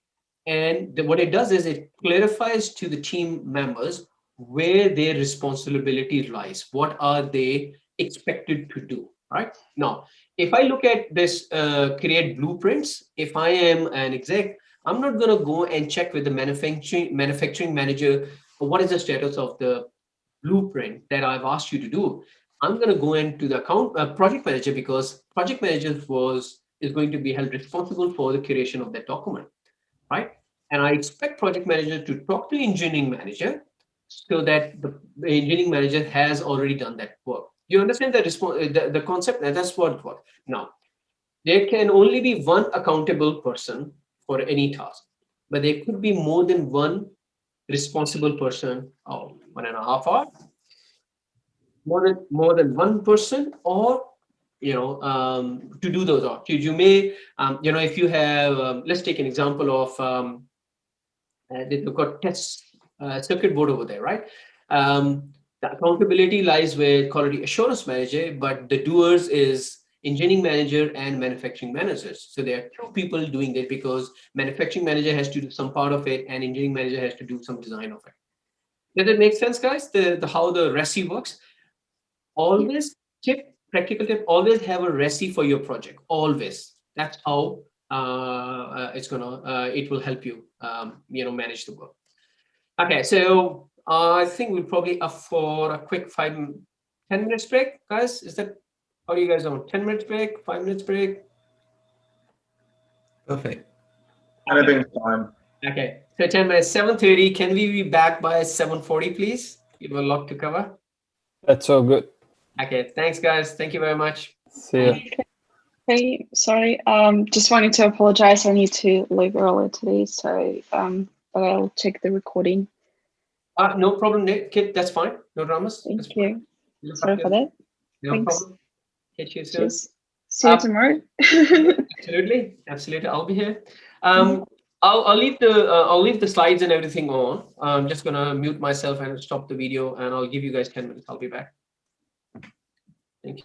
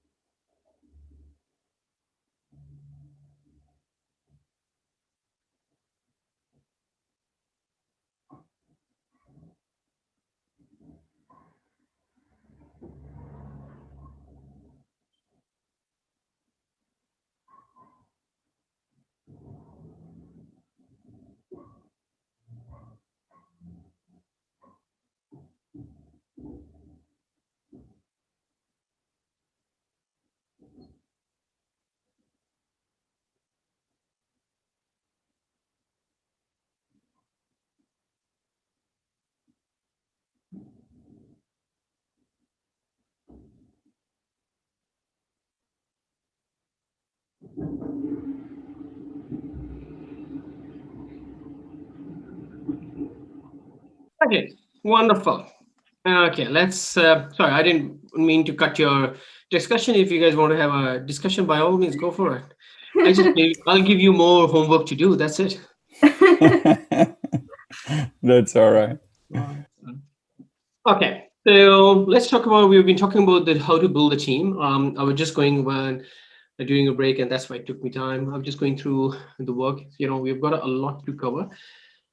And I'm just conscious of the time as well. I know you guys in New Zealand, it's around 11 already? 9. No, yeah, 10. Quarter to 10. Quarter to 10. Okay. So let's talk about, let's go back to discussion and lay the point out. So team skills appraisal.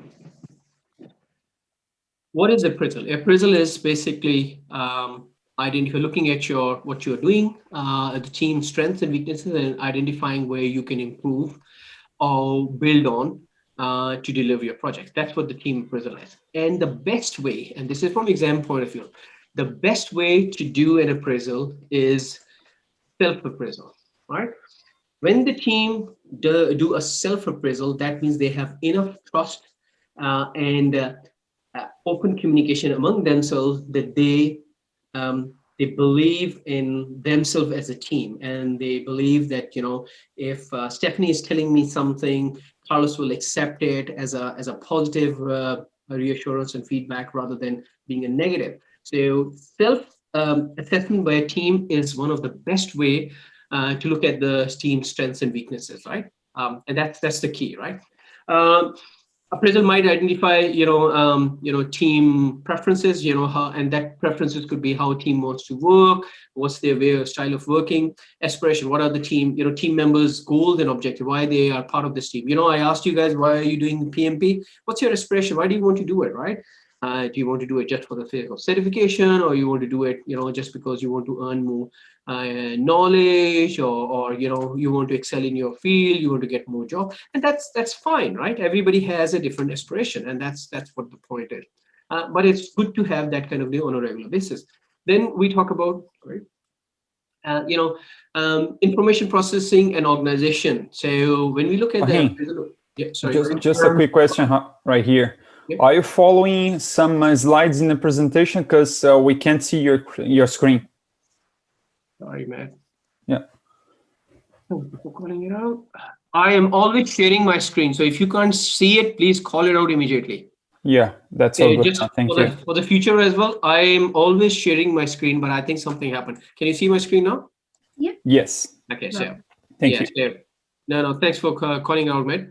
Like I said, I will always be sharing whenever I'm talking. I'll always be sharing a deck. So if you think I'm just speaking, that means I'm speaking in air. That's not right. I fixed my camera, by the way. Now you are not looking down on me. I'm just talking to you guys. Okay. Okay. I want to make sure the recording is happening. Yeah, that's okay.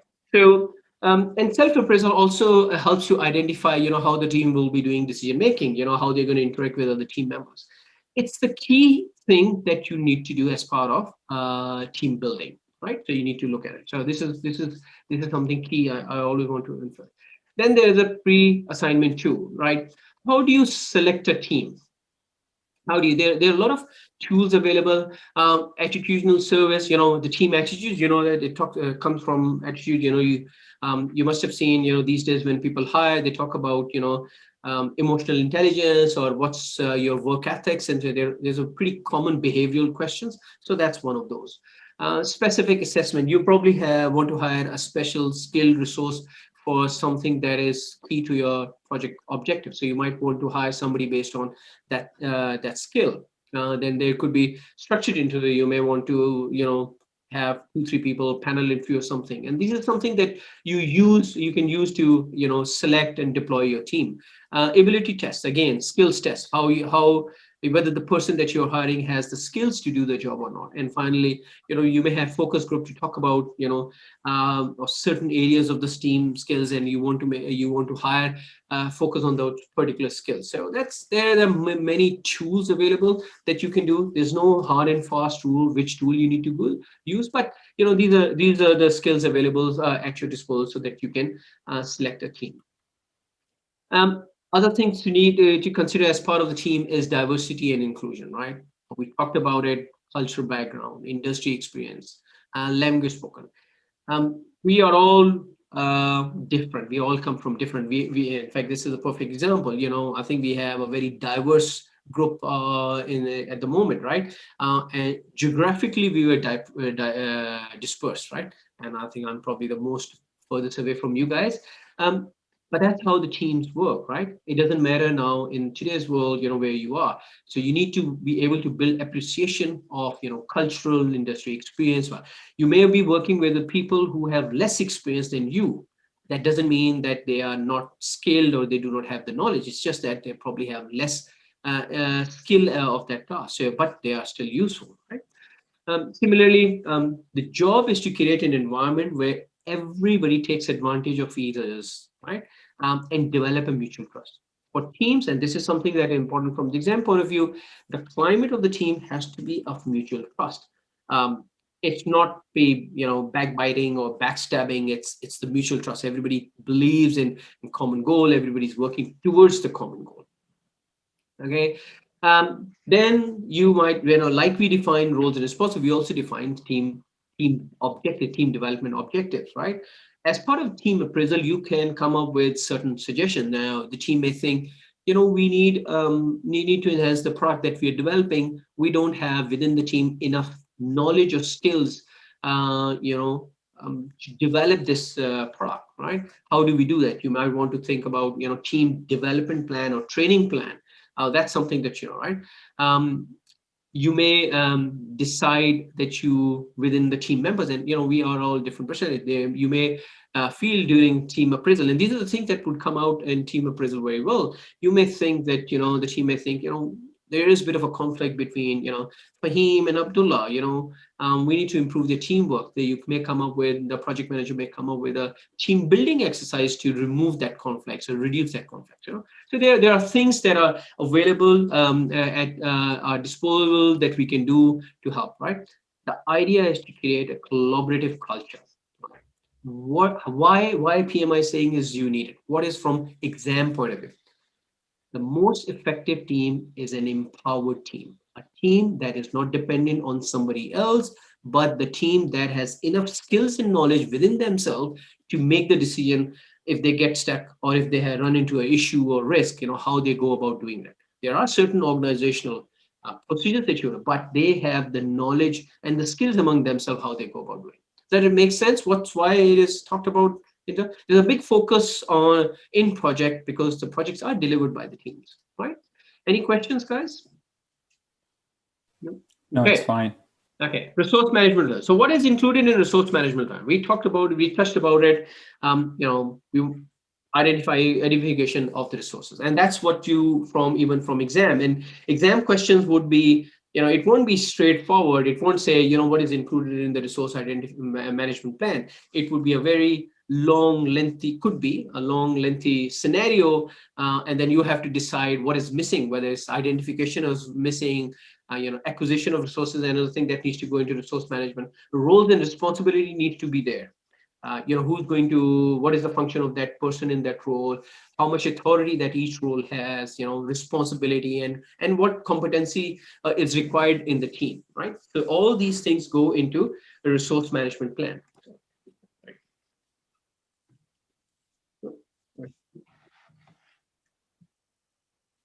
Okay, all these go into resource management plan. Then the other thing that we include is organizational chart. We want to make sure that everybody in the team understand where they fit in the organization, right? So the projects are delivered within the organization, right? So we have to be conscious of the organizational chart as well, and team resource management, guidance on the life cycle of the team resources, how they are going to be defined, staffed, managed, and eventually released. By the way, so for all of you who've got access to this manual, the details of these are in those manuals as well, just so that so make sure you print out. That's when I'm keen. Print out the manual. It's easy, right? Then what else goes into the resource management plan? It's a very key topic from an exam point of view. Training strategies. What is in requirement? Why do you need to train the team? What skills the team required, and how often they need to do those trainings as well. So that information goes into resource management plan as well. And finally, resource control for the management of physical resources, right? Who's going to manage getting more resources in the team if we need more resources? Who's going to manage additional requirements, and that's something that needs to be defined. And one of the most important things that we need to consider is recognition. High performing, low performing, good, bad, all teams are made of people. People need recognition of the work they've done. If you recognize their people on a regular basis, you will have a motivated team. Right? Agree? Disagree? Yeah. Okay. The recognition is key for any work that we do, whether it's education, project, any work that we do. Recognition is the key. Virtual teams. Group of people with a shared goal who fulfill their role with little or no time spent meeting face to face. I think that fits the criteria of what we are doing, right? So I got this. So can you guys still see my screen? Yes. Okay. So the challenge with is, opportunities with the team members finding greater skills at lower cost, right? Why do we? I think that's our number one question. So why do we go for virtual teams? So COVID is a very very special case. We had no other choice. People can't travel, so you have to. But the virtual teams are not a new concept. It's been there for a long time, right? Why do we go for virtual teams, right? Are you familiar with the concept of outsourcing? Have you guys heard that? Let's companies outsource certain areas or IT to countries in Philippines or India or Pakistan or wherever, and they do it because there's they feel that they get the same skill at a lower cost from them. So that's what. But then it creates challenges in communication, working with virtual teams, and also a lot of time virtual teams could be diverse in culture and geographical boundaries. So it's challenging, right? What is considered as a norm in one culture may be considered as to be an insult in another culture, right? So that's something. I'll give you an example of this. Is something which is really culturally to be culturally aware and sensitive of. That's a very famous thing. That's about when I was at IBM, somebody gave me this. There was a big company.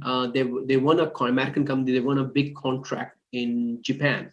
All right, and this is early 90s.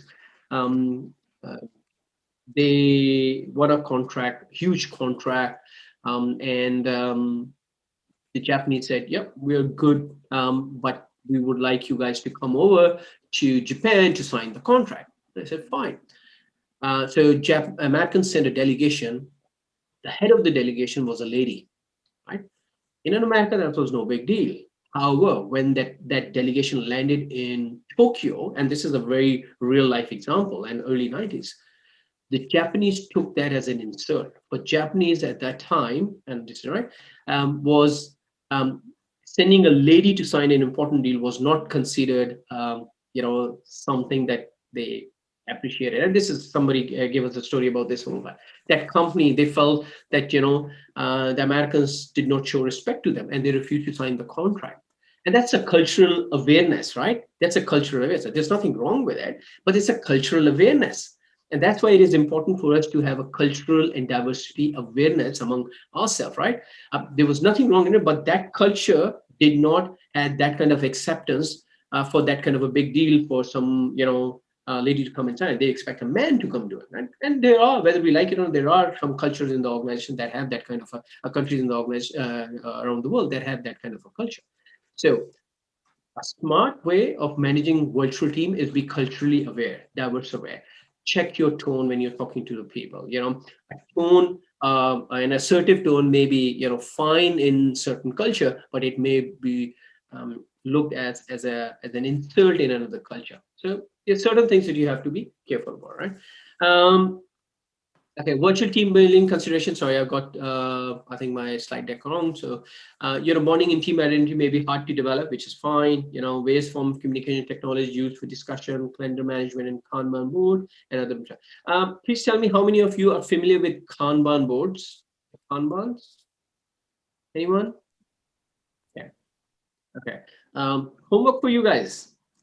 Google Kanban, because we are going to talk about Kanban. Kanban is an agile approach, and it's and I can show you. I've got it over here. It's but it is something that you should seriously think about using as a project manager.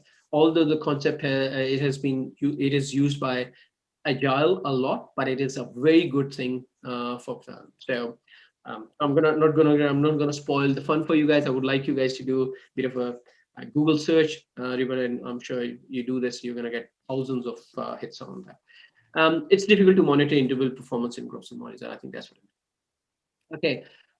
The other thing I think I need you guys to consider. Sorry, excuse me.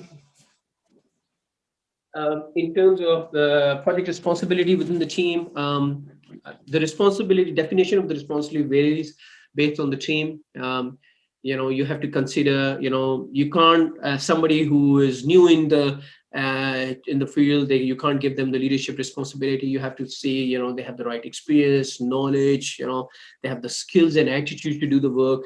And also, especially in virtual teams, you have to think about international factors, right?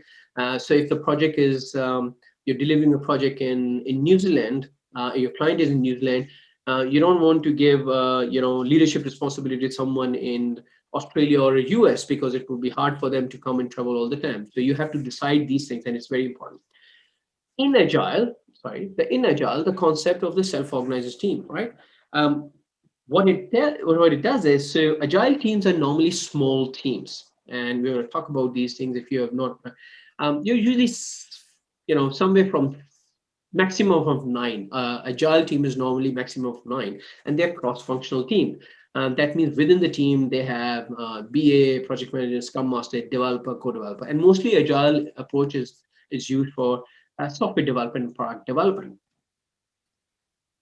They assess themselves, look at the work requirement, and then decide who's going to do what. That's the concept of self-organizing team, and it's a very successful concept in Agile, and I'll tell you why it doesn't work in, it probably will not work in manufacturing industry. But similarly, in traditional project management process, we use a concept work breakdown structure. How many of you are familiar with work breakdown structure? Yep. WBS? I am. Okay, good. If you're not, get used to WBS or work breakdown structure. That's the key. There will be a lot of questions in the exam on WBS. So remember, WBS, especially in the traditional project management, is the key. How you do a project. It's basically, if it's not in your WBS, it's not in your plan. So remember these ones. So WBS is the key to any project planning. Okay. Okay, so then when we talk about the team, we talk about the rates, which is basically the cost of the resources that you get.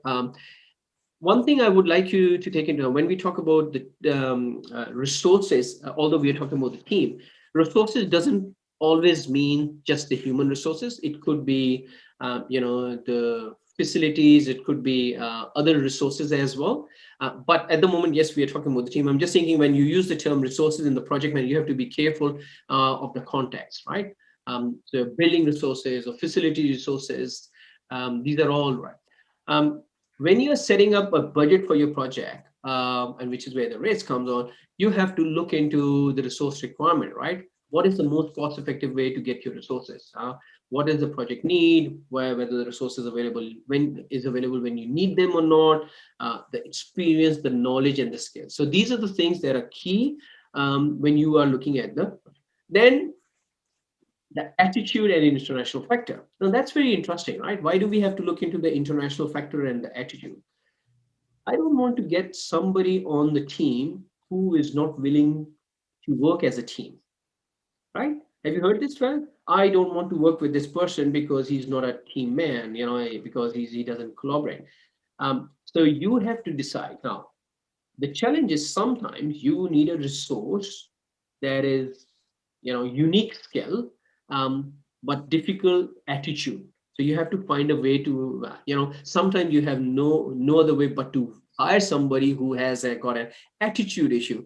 And that's where, these things come in. How is the best way to go, cost-effective way to get the right person, right?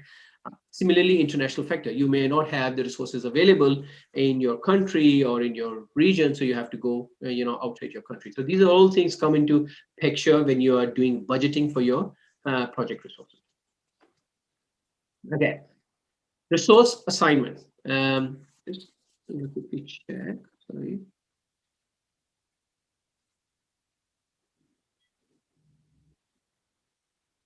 Okay. Yep. So resource assignment. Who is responsible for making a project management plan? Project manager. But project manager doesn't work in isolation. Project manager works with the team, right? The project management plan includes team members that are assigned to the right. So in the plan, you identify who's going to be doing what, their roles and responsibilities. We talked about it. Project team directory, which is more like a project team contact list. So we know, who's named there. Organization chart, how everybody is going to fit in the project organization, how is going to project schedules, right? And project schedule. So why we need these, when we talk about the resource assignment, why we are talking about these things? Because you cannot assign a resource unless you have a detailed project management plan.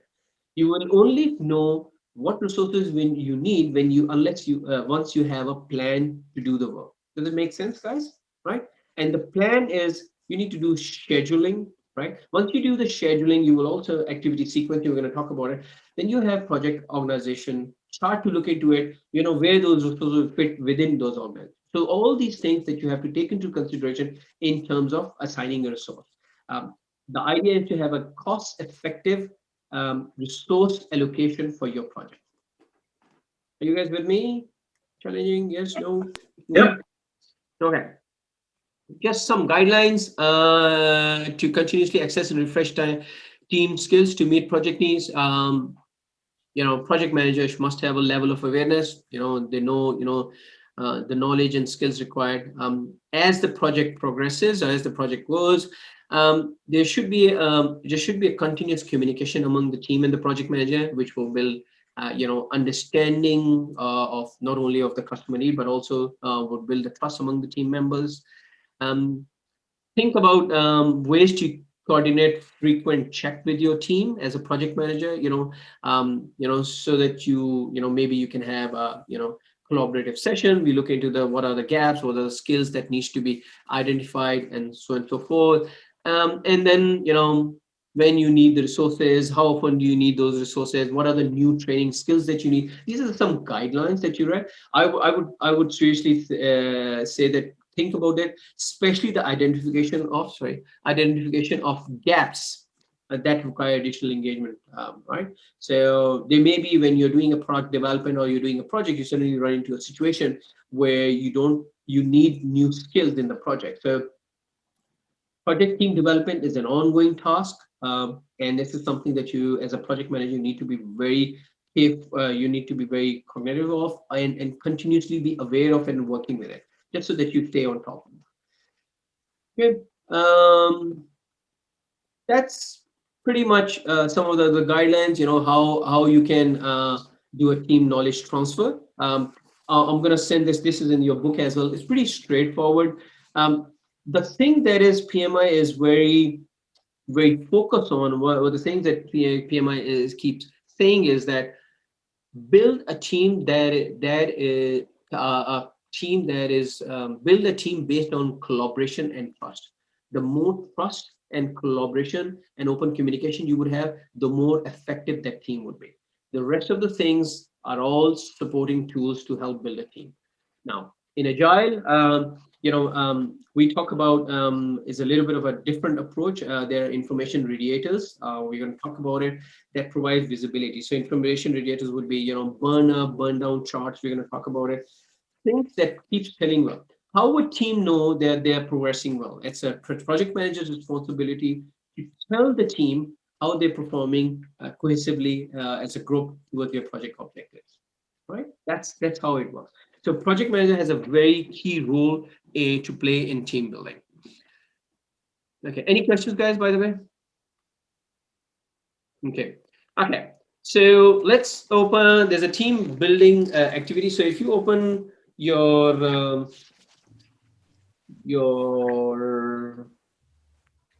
page 12 of your book, page 12 of the book. Sorry, Fing, but I think I haven't received the book. Abdullah, Can you make, yeah, there should be some. There should be a book sent by Faz. If not, I will. So there should be a link there for you to download the book. So that's PMI authorized PMP exam prep. What about you, Richard? Do you have that?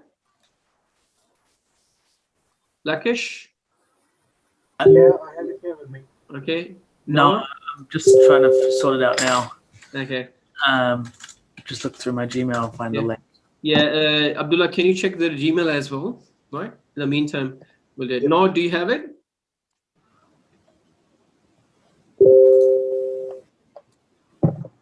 Okay.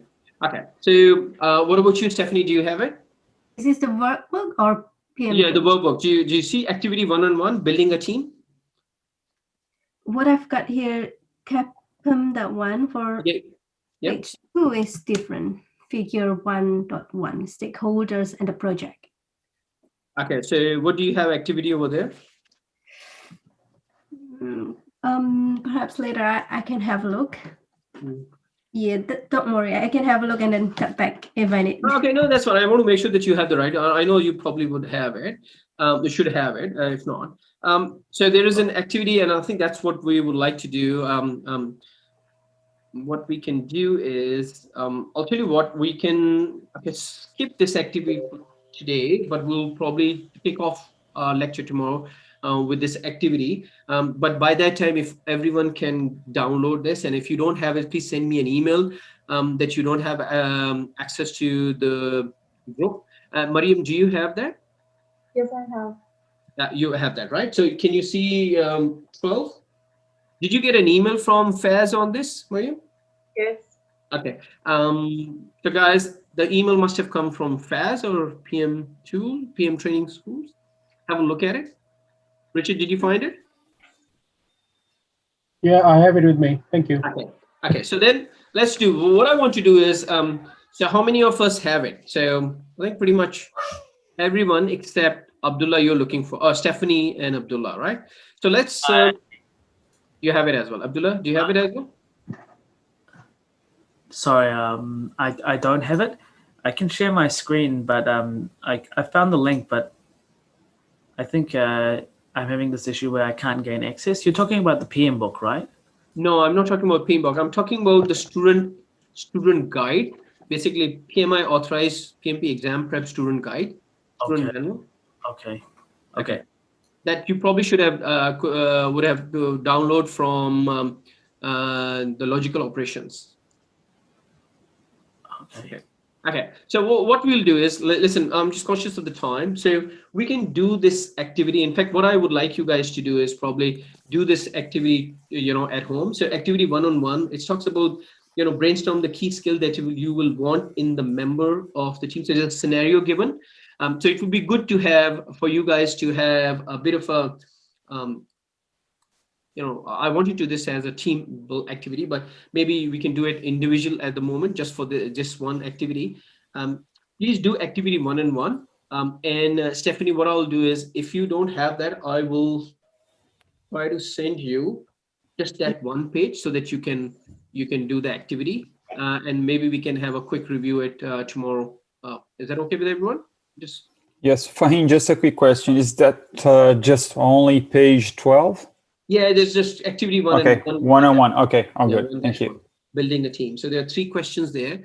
I want you to do that in the group because it's a brainstorming activity. Okay. Hey, thank you. Ramos. Okay. Define team ground rules. Okay.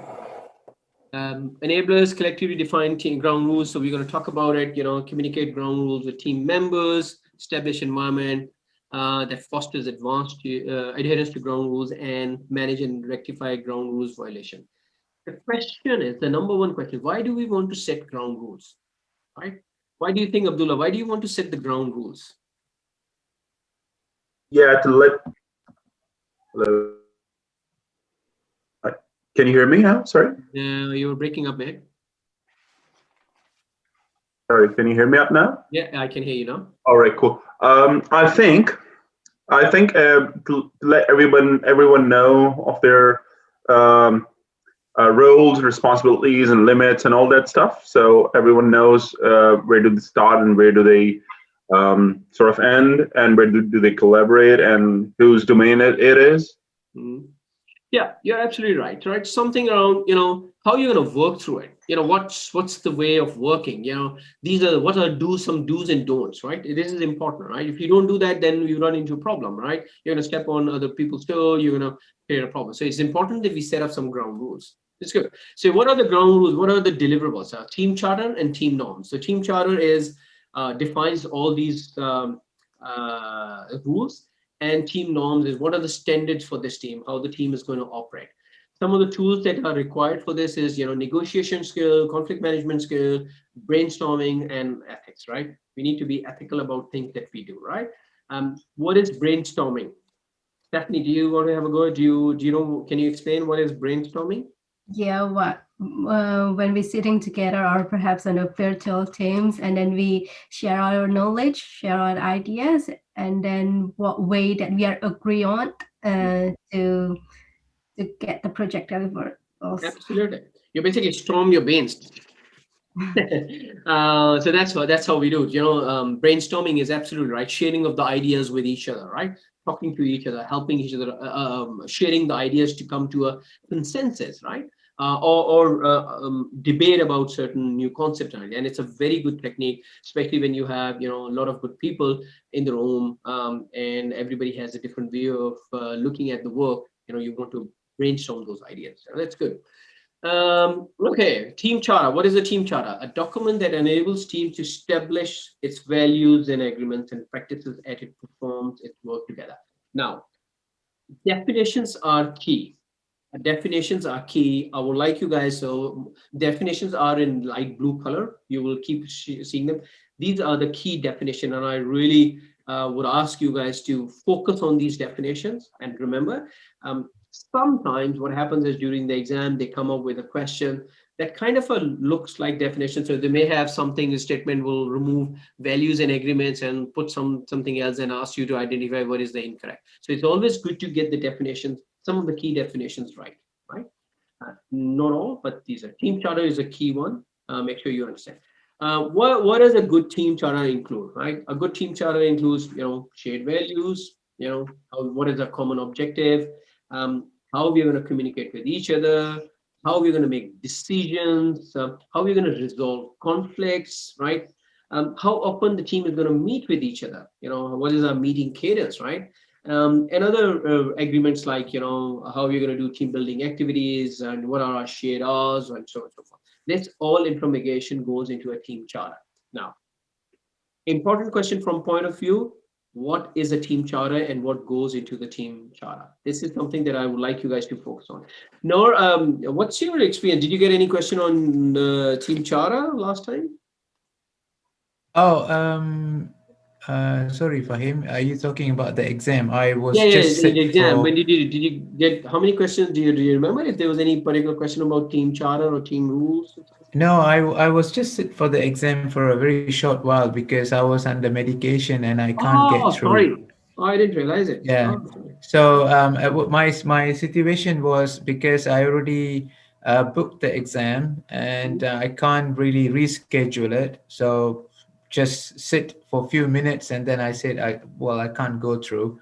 And yeah, it's been it's a reschedule, but the reschedule is with the new exam. That's my situation. So you didn't give the exam as such. You had to be there, but That's because right. of medical reason, Yes. you moved out. Okay, got That's it. right. That's right. But I can sorry, your question about the team charter.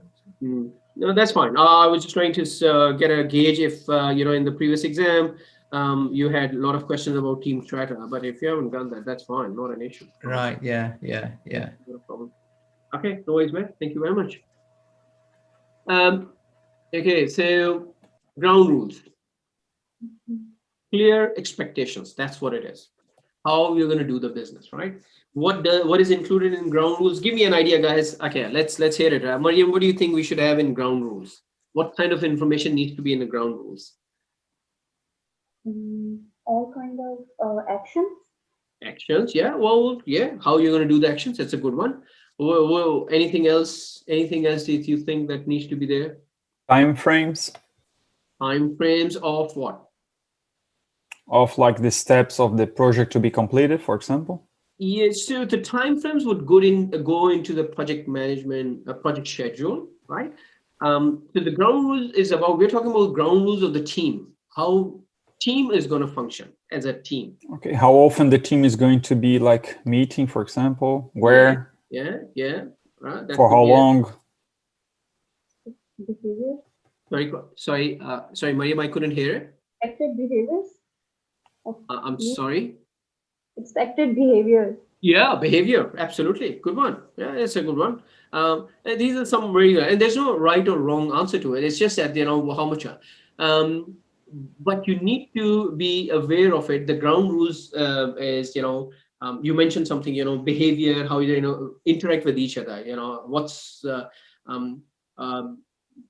and in fact, it's a very big one, behavior. I really like what you said, Miriam, is because you have to define the ground rules about how you're going to interact with, you know, among the team, right? You know, we live in a different culture. You know, you have to, how you're going to show respect to, you know, other cultures, and how you're going to show respect to other genders. You know, there may be you know, it could be a gender diverse group. You know, how, so that goes into ground rule as well, right? What is acceptable and not acceptable in the team, right? You know, how are we going to negotiate? How are we going to set problem? What it does is, the biggest benefit of this is that it sets team for success. They know this is the best way to, you know, remove confusion. There will be, we know, you know, if there's always,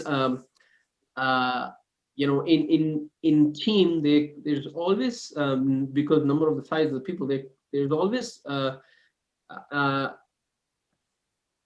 there's always some, sorry, I'm trying to remember.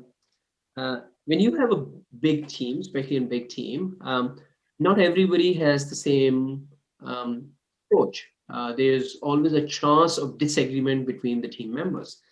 And there's no harm in it, as long as the disagreement is within respectable limits, and the disagreement is shown with respect, right? So I think these are the things. So it improves performance. Negotiation skills. What are these? Why do we need negotiation skills? We talked about that the team needs negotiation skills, right? Negotiation is basically reaching a win-win situation among the parties, right? The team may negotiate, you know, their roles and responsibility, the priorities, their assignments, their deliverables, right? You know, how they're going to work towards each other.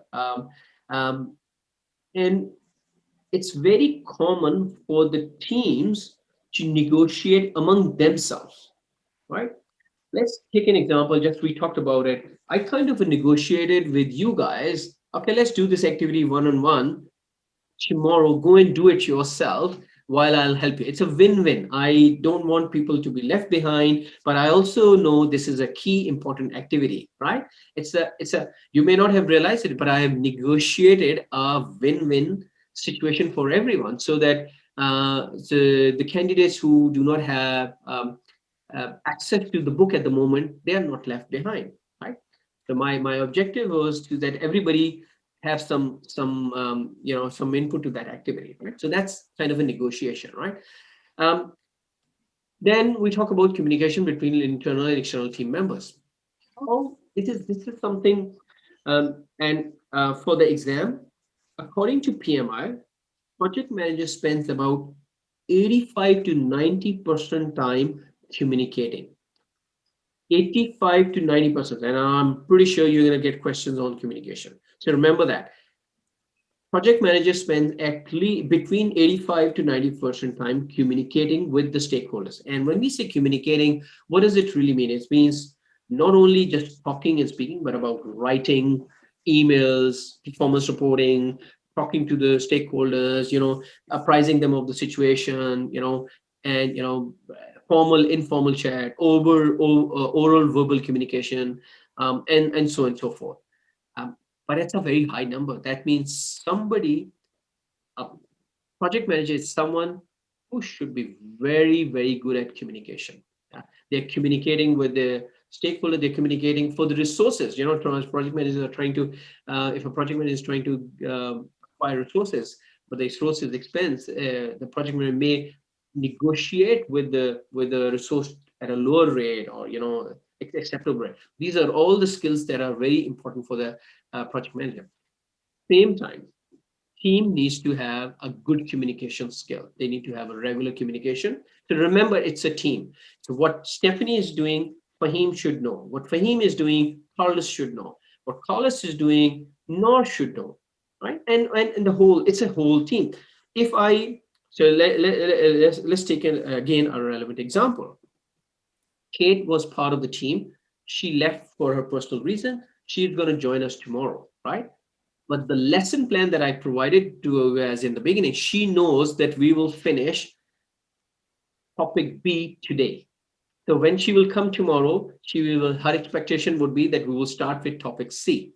So that communication has already started. So set the right expectation with your stakeholders, even within the team, and then communication is the key, right?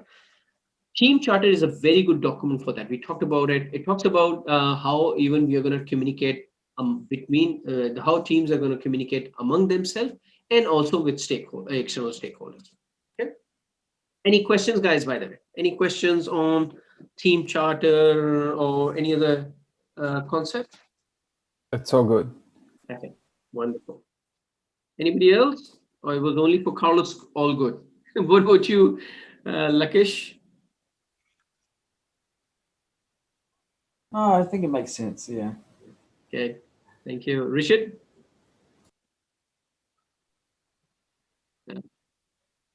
Yeah, all good too. Okay, good, man. Good. I want to make sure that you guys are not sleeping. I can't see you guys, right? I would love to see you guys, right?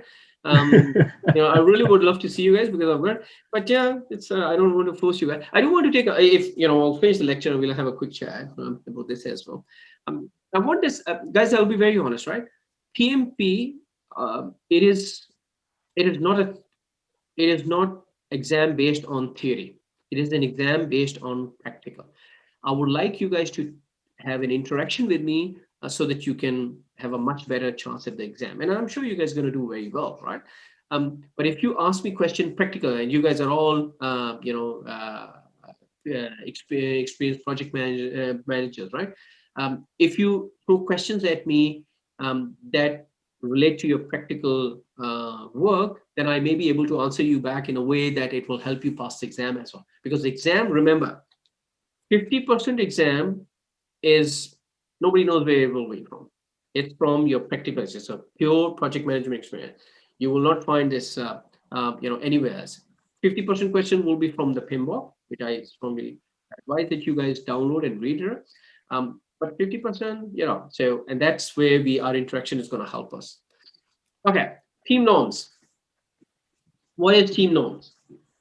The behavior that we are going to do. Establish expected behaviors of the team at the beginning of the project. That's the team norm. We want to establish right from the beginning how we are going to do. What did I do in the start of the session? I established something. I said, guys, you're going to do interactive session. We're going to be throwing questions at you. Unconsciously, I told you guys in your unconscious that we will have this consciously or unconsciously, we'll have an interactive session. So I established a norm. I told you guys we're going to have set lessons throughout the course. So at the norm I established, right? So something that you can hold me to as well, why we haven't finished this, what is going.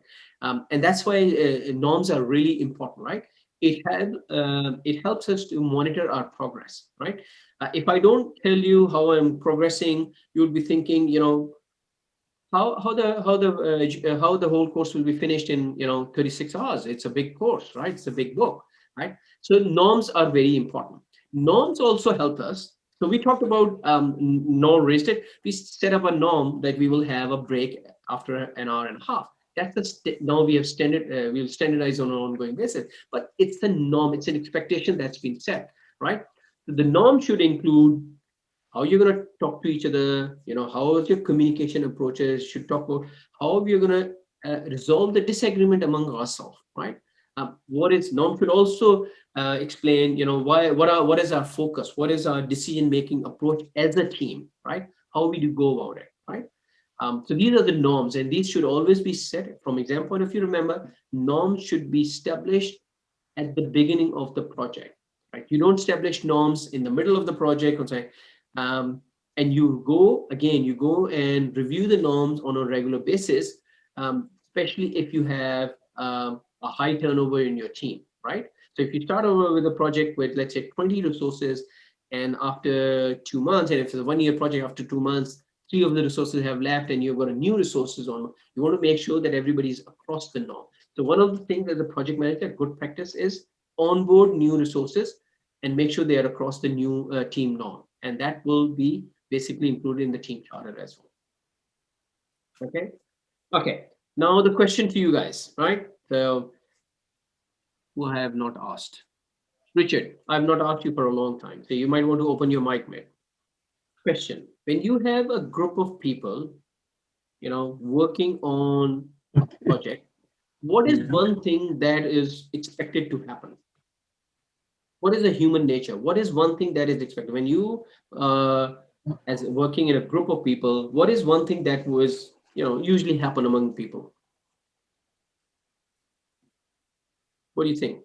Have a go. I'm sure I guess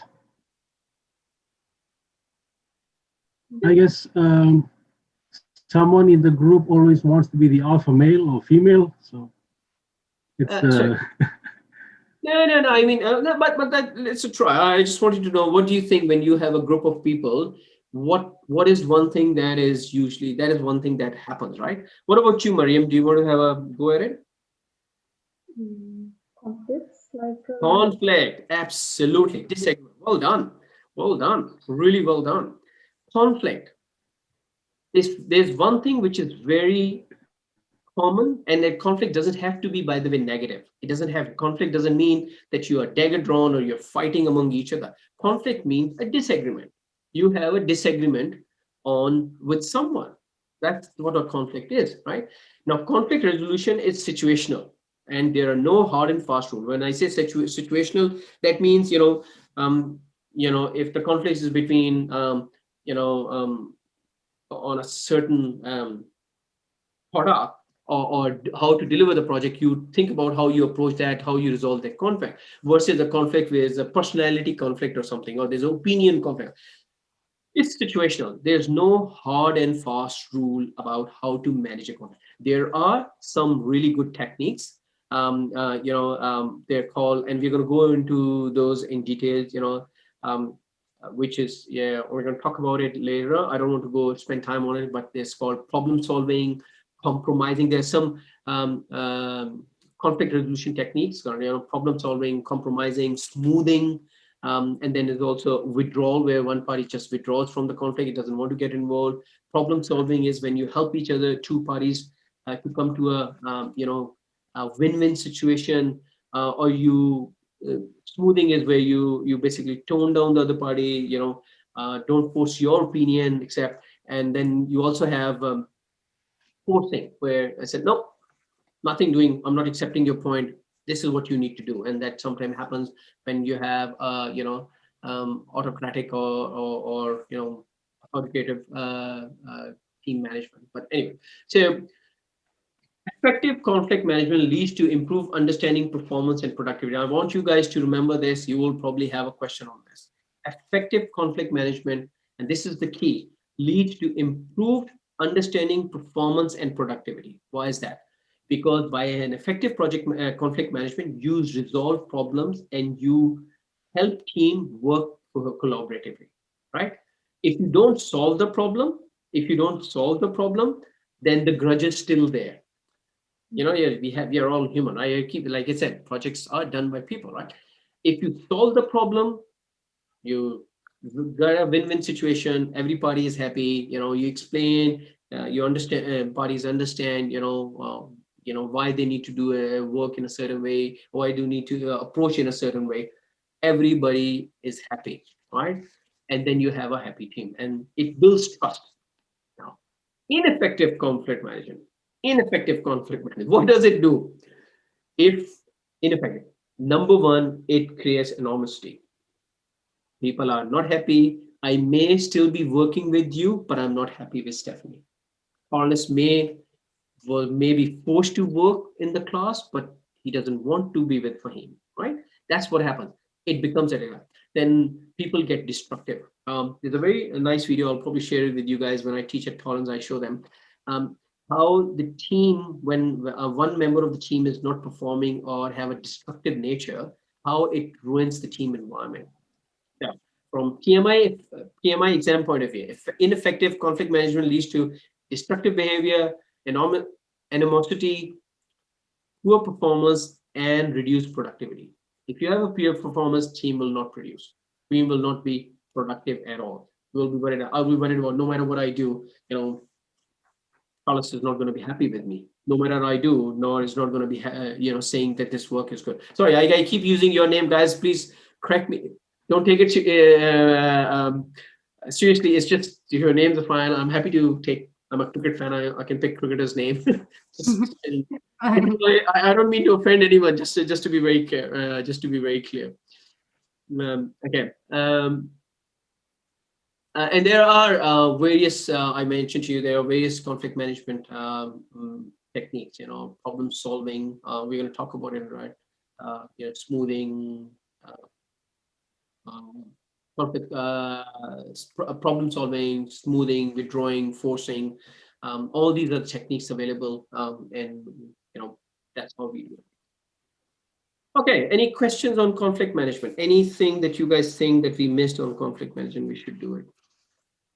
Last time. I have a point here as well, Fahim, for example, when we've got like two people with like two different thoughts, for example, isn't it good as well to reach like a certain, like, how can I say that, like the sweet spot as well, for example, when having like two people, not only like fighting for their own opinions, but trying to find like the sweet spot. Isn't it good like to have that in a group, I mean? Yeah, listen, like I said, there's no fixed rule or method to resolve a conflict, right? And I'll give you an example. Me and you may have let's say, working in a team, me, you, and let's say Stephanie are working in a team. I may have a disagreement with you on how I do the product development, coding, let's example, right? And we may agree on, okay, Fahim's way. Now, I may have the same disagreement with Stephanie, and she may not agree with me, right? So there's no fixed formula for it. And I always say that to people, like, remember, conflict management is real. It happens. It even happens in the families. It even happens among the siblings, between husband and wife, right? It happens, all right? How you manage the conflict is the key. If you're going to manage the conflict, if you do not manage it effectively, then you are basically ruining your chance of delivering a project. Now, the role of the project manager is very important in conflict management. Project manager is responsible and, well, project manager is accountable for the project deliverables, right? That means he or she will be asked about, how the project is done, about the project objectives, etc. Today. If the team is not working collaboratively and there's a conflict in the team, the project manager will have to find a way to solve the problem so that we can meet the objectives. In the team, sometimes you need arbitration, right? So somebody needs to come and help you out with the, find the sweet spot if you can. Right. You know what I mean? Yeah, sure. But sometimes you can't see it, right? And I just don't want to agree with Carlos. That's it. That's done. People are like that. So you need to find a way to do that. So, but yeah, that's a good point. Thank you. No problem. Brainstorming. And I think we talked about it. Stephanie has already explained. I don't need to go in detail of this, but identify SEO position solution. So brainstorm is you basically go through the different ideas. We talk about different ideas. The more cohesive and collaborative a team is, the more successful a decision making via brainstorming in the team will be. And there are various ways to do that. Any questions, guys? I have a question. It's still regarding with conflict. How about if conflicts related with personality of your project team? So there is always somebody perhaps who is a bit lazy or slack, and then it will affect the whole project performance. And then sometimes you miss the dates because of that. Yeah. And then yeah. No, it's a very good question, and it's a very valid question, and it's a very real question, to be very honest.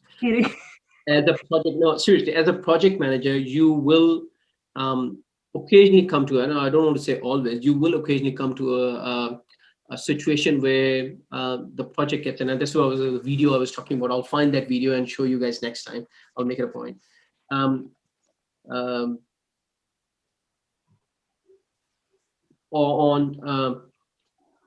A person who's intentionally or unintentionally destructive or not helping the project team, right? It is project manager's responsibility to address this with it. So how you approach it and how practically you approach it. You go and talk to the person, explain it, try to reason with the person. You don't just remove the team. But and then you, the project manager, and this is something that you should think from PMI point of view as well, project managers should continuously help coach and mentor that person to become a part of it. But if it comes to a situation where the person is just not responding, the PM needs to take a decision to release that person from the team. That's really important, because one person, you're absolutely right, can drag the entire team, right? The objectives are much bigger than one person. The challenge for a project manager is when to make that call, and how quickly and diplomatically address that problem, because at times it could be a very serious issue. But yeah, there's no straight answer to this, Stephanie. I'm sorry, I could not give you a straight answer that you could apply and get rid of the person that is bothering you in the project. It's helpful enough, thanks. Well, and there's always someone, there's always someone, or you just have a personality clash with someone, right? One thing I would say that, and this is, I know we're going a bit of off track, I'm just going to take 2 minutes. It's always seek help from a third party. What happens is when you have a conflict with someone, sometimes it's a bit hard for us to see the other person's point of view, even if that person is right.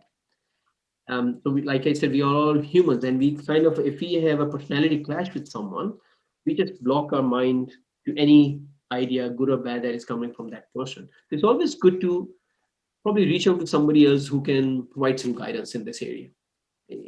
That's what I would suggest. And yeah, that's something. Sorry. Thank you. No, not at all. Not at all. Pleasure to help. Any other question, Abdullah? Yeah, so I somewhere read that brainstorming is a bit different than a regular meeting. It's sort of like forming an idea and building up from there. Like if it's not something like everyone presents an idea of their own, but they actually like take one's idea and then build up from there. Is that right? Yeah. So what is a storm? Storm, when the storms, as it comes and it goes and it goes away, it's a storm, right? Storm, right? In a normal English storm, what's the weather? Weather storm. Right. Brainstorming is when you have a lot of people and there's a brainstorming. So everybody is floating, it's going faster. Brainstorming is used in many different ways. So it can be to float an idea with someone, and then everybody discusses whether it's a good idea, whether it's a good. So you discuss on a certain idea, right? So you brainstorm that idea. Okay, whether it's a good for us, whether the project should go this way, maybe we should approach this way and then. And if you have 10 people in the room, 10 people may have a different view, and you try to come to a consensus on what's the best way to approach it. So that's one way of brainstorming. Brainstorming is also when you are stuck with a problem and you're asking everyone, give me your opinion how to move ahead with this problem. So everybody may have a different opinion, view on approaching that problem that you're facing, and you may then work towards consensus on adopting a approach that is probably more suitable or more likely, or majority opinion. There are different ways to approach it. So brainstorming works in either cases. When you are discussing one idea, or when you want to have multiple ideas to solve a problem. Does that answer your question, Abdullah? Yeah, thank you. That would be. Okay, let's move on. Code of ethics and professional conduct. So I'm not going to go through it, but PMI is very big on this, that there's a code of conduct, and I would suggest you guys go and have a look at this. I'll send this to you guys back if you don't have it. The link, read this. It's pretty big. There are usually questions on code of conduct, just so that you know. But I don't want you guys to read the whole. It's a very big document. But the idea is that you understand how you will be acting ethically when you're managing a project, right? And the 4 keys are responsibility, respect, fairness to all, and honesty, right? Honesty and integrity is really key. So there may be a question in the exam about how you are approaching project, a reference to this code of conduct. So just have a viewer think about it. Just read through it as well. Some guidelines to manage and rectify ground rules violation. Okay, we talked about the ground rules, right? But then there could be a situation where people break the rules, right? Break the rules. You have a team charter. If one person breaks the rule, and if you don't take anything, don't do anything, then the second person will eventually break the rule, and then the third person and the fourth person. That's how it happens, right? So you want to make sure there are clear guidance for people. This is what you need to do. You can't just leave the work halfway. You cannot handle it to somebody. You can pass it on to someone when it's broken, and so on. I'm just giving you an example, right? You want to make sure that that everybody is, but you also don't want to jump to the conclusion. You want to assess, make sure that team is across as a team is familiar with the rules before you take a decision. Now, a question that Stephanie asked about somebody who's not really performing, and that's where for serious violation, I would call that as removing or replacing the offending team member may be required. That's what it is. If because of a team member, there's a continuous violation in the sense that, team is not performing, is impacting the team performance, project manager needs to make the hard decision and remove that person. And I've done that. I'll tell you very honest in my life, I had to do it, right? Sometimes, again, it's situational how you approach it, but at times you need to do that, right? Team needs to focus on core values that includes accountability, shared expectation, and honesty and transparency where appropriate. You cannot function as a team if you do not have understanding on accountability, shared expectation, and transparency, right? From exam point of view, I would make a note of that as well. Fahim? Yes, Lakesh? When you're talking about here about breaking the rules or breaking the ground rules, what if it's towards more of a positive effect? Somebody does something out of the normal way, out of the rules, in order to achieve the final goal. What sort of things have you seen or approaches have you taken where you don't want to condone the behavior, but you want to make it clear that you have broken a rule and maybe there would have been a better way we could do it next time? Yeah, and I think in your statement you answered the question yourself, right? So if it ended up being positive for the project, but you also know it just happened to be a positive, probably that was not the right way to do it. So you don't condone, and you said, well, okay, because it has happened, and you brainstorm, you get everybody involved so that nobody gets a preferential treatment. You get everybody involved as a team discussion and say, okay, this is what has happened, this is how it's, but that's not the right way to approach it. Now, in future, approach this way, we'll accept it because this is it's become a positive. What if it had become a negative, right? So like you said, you agree, you discuss with the team, and if it warrants, maybe modify the rule to add that kind of an approach as part of your rule, so that others can use that as well. So remember, in projects, especially now as we go more agile and everything, things change very fast. So what you discuss, you put the, some rule is a bit of hard word. I understand that because it's come from a traditional project manager. It's basically some guidelines on how you're going to operate as a team and what are do's and don'ts of the team. That's what it is about. No matter how serious the situation is, sometimes you just don't drop the ball on somebody else and run away or do something else. So I think that's why that kind of a thing is there. But if it's something the team agrees, something that's been done, it's against the rules, but it helped do the project, maybe we should consider doing it again. So yeah, there's always an opportunity for reviewing the ground rules on a regular basis. That's what the rules are for. Does it answer your question, Lakesh? Yeah, it does. And just sorry, one more thing. Yeah, go for it.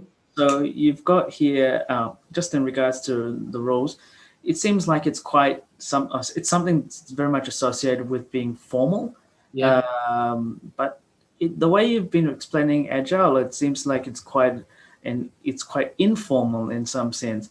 So should we really be using that sort of phraseology when it comes to agile environment? Should we be talking about things in terms of roles, or should we sort of say, no, these are not really rules, but they're more like guidelines or sort of more, I guess, freer terms or looser terms? Yeah, Lakesh, you're absolutely spot on. So the team charter is a traditional project management artifact, right? You will not have a team charter in an agile environment. So remember, we talked about it. This course is about 50% traditional project management, and then 25% agile and 25% I think hybrid. We talked about, I think, initially. And this course, just so that you know, this is an official PMI course, right? So absolutely, team charter is a document. It's come from traditional project management approach from the PMI. And in agile, you won't have it. Agile is a self-organizing teams. Agile teams are self-evolving as well. So they change the way they work pretty much on a regular basis, right? After their sprint retrospect, if you know, they may think, okay, hang on a second, the discussion that we had about how we are going to operate is probably not a good way to do it. We need to change that, and they would change it on the fly. That's what the agile way of working is. They, whatever they plan at the start of the sprint, which is during sprint planning, but whatever they after their retro, they looked at it, works or not, based on their learning, they may change those rules. So agile teams do not have team charter as such, just so that you know. They have self-organizing way of approaching it. Does it answer your question, Lakesh? Yes, that does. Thank you. That was very insightful. There are two different. Listen, traditional is very rigid. It's one side of the spectrum. Agile is very flexible, the other side of the spectrum. And frankly speaking, as a professional for the last 27 years, I can tell you both have pros and cons. So I would always recommend finding the balance somewhere in the middle, because not every agile is not successful everywhere, and traditional is not successful anywhere as well, right? Try putting agile in a construction, it's not going to work. Try putting traditional in software industry, it will probably not be successful. That's where the problem, and that's where you have to find a middle balance, somewhere in the middle. Okay. Any other question from anyone? Okay. I'm on fire. I'm on time, guys, even with giving you guys break.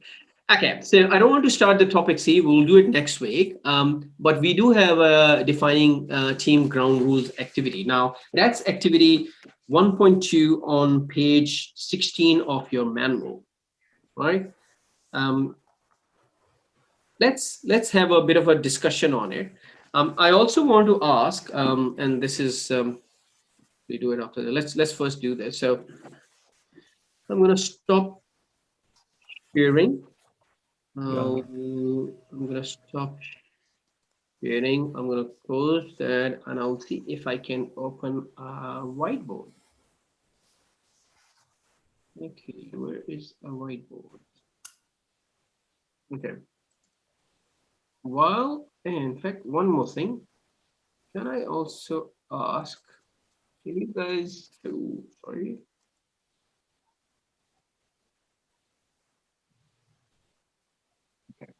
Sorry, what page was that for?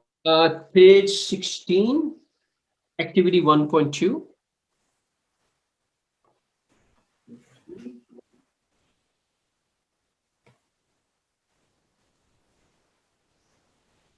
Okay, got it. 1-2. I just downloaded, by the way. Yeah, thanks. Very good.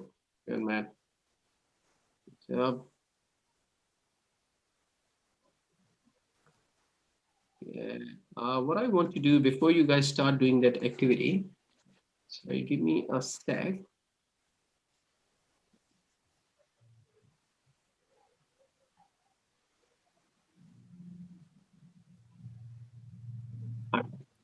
So let me first give you guys, I'm going to give you guys a poll. Okay. So there are 4 questions in that poll. Let's have a go at it. Right. And these are basically, I put that as a poll. So let me know when you guys can see it. Can you guys see the poll? Yep. Yes. Okay. So let's have a go. Let's see if you guys can solve those questions.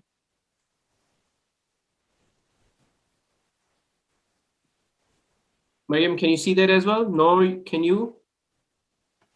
Yes, I can see, Fahim. Okay, so you guys can see the poll. That's good. Okay.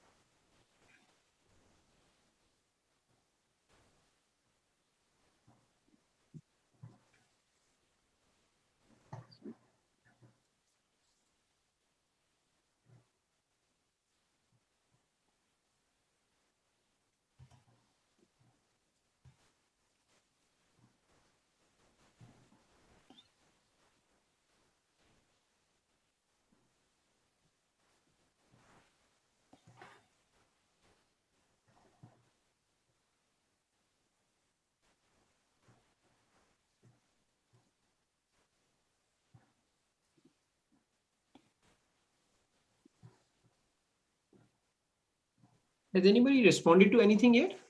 No, not yet. Yeah, okay. So just you can see all 4 questions, or you guys can see just one question, just so that I. 5 of them, I believe. Yeah, 5. Sorry, 5.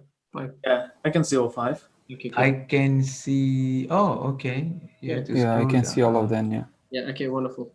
I just want to make sure that.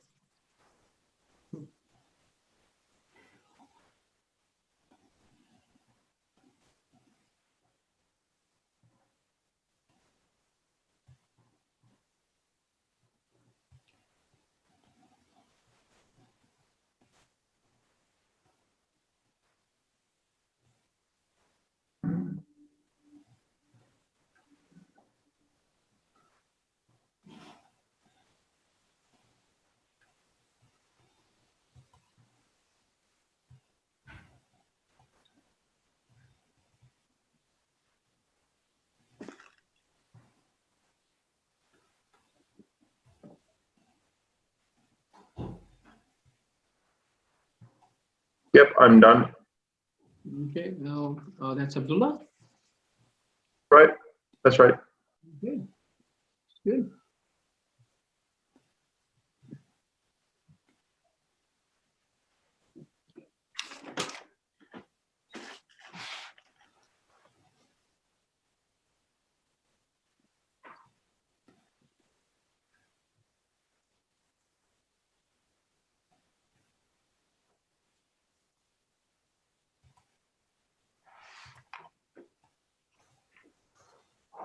Yes, I've done it. Okay, 3 more left, so you're gonna wait for them. Yeah, I'm done as well. Okay.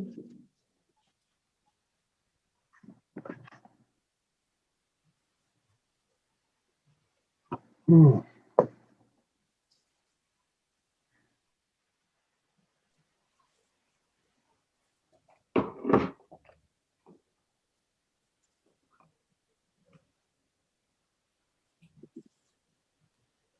Okay, you have 2 more. Mariam, how are you doing? I'm trying, sir. Okay. What about you, Richard?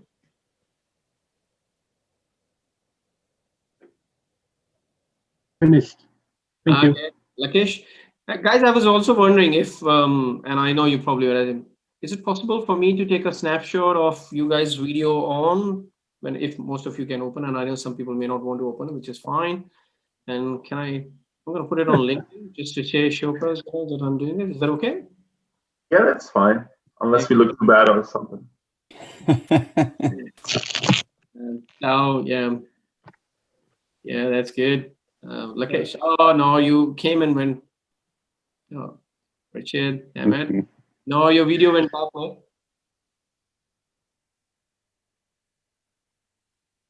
I can't see you yet. It's fine. It's good. I think Mariam and Lakesh are not opening the videos, so that's fine.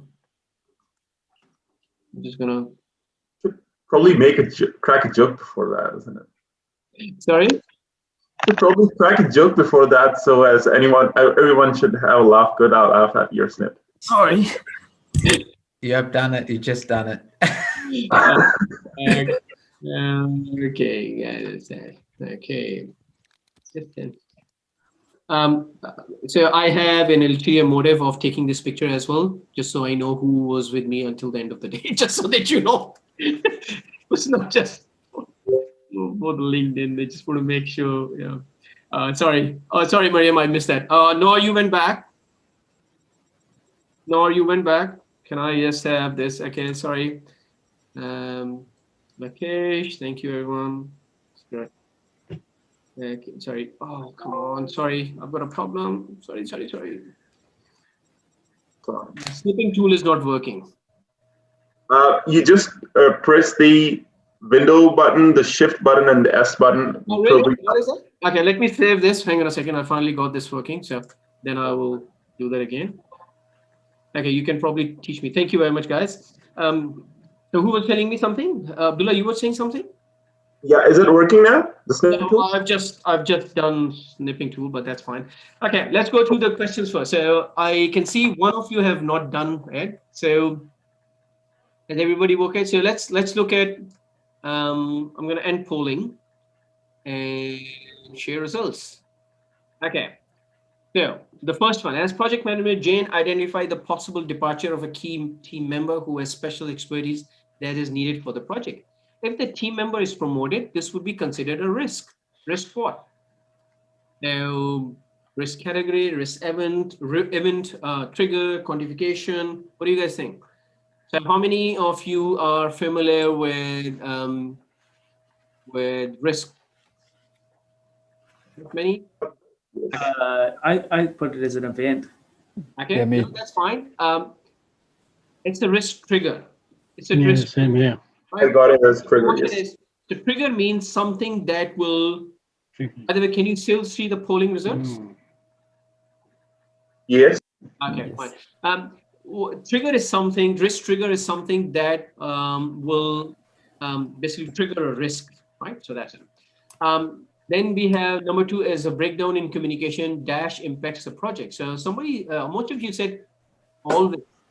Well, what if I don't give you right information and I say go and read it yourself? Would that break? Would be considered as a breakdown of communication at some level? But that doesn't mean that you will not get the information. It usually impacts negatively, but not always. Right? Sometimes breakdown in communication works fine. It is the breakdown. It should not happen, but it does work. So it's usually it happens negatively, right? As a project manager of a new project, you understand the importance of team development because of this understanding, you plan a team building event. So what's your motive for team building? You want to make sure that everybody is involved, everybody's okay. So yeah, most of you got it right early in the project. So, and then again at regular intervals during the project, so that you keep everybody involved in it, right? So nobody gets it. So that's good. Well done. Number 4, to ensure that, that's a good mix. To ensure that each team member has a clear understanding of his or her role and responsibility, the project should ask the person doing the work for best and worst case estimates. Okay, ensure that each. Sorry, I guess that's the project manager should, isn't it? Yeah, it's a typo. The project should. Or project should doesn't say project manager. Yeah, project manager. I think you're probably right. So typo. Yep. Project manager should ask the person doing the work for best and worst case estimates. All of you said no, that's not right. Ensure that each work package has an unambiguous owner. Okay. So who selected that, by the way? Come on, guys. Somebody put the question. It could be the right answer, by the way. That's interesting. I selected D, so I don't know. B? Did you select B or C? Yeah. B. Is it Richard? D. Yeah, D. So that's No. what I was just asking. So my question. I selected D. D for dog. B. No, I'm talking about the B. So let's say. So I just want to know which one of you selected B. There's one person who selected B, but okay. I only wanted to ask: the person who selected is? Do you know what the work package is? Or any one of you know what the work package is? Okay. Like the scope? Sorry. Is it like the scope package? You are close, but there's a specific definition, and we're going to cover that. From exam point of view, remember work package is critical. Work package is sort of a manageable portion of work that you actually. Exactly.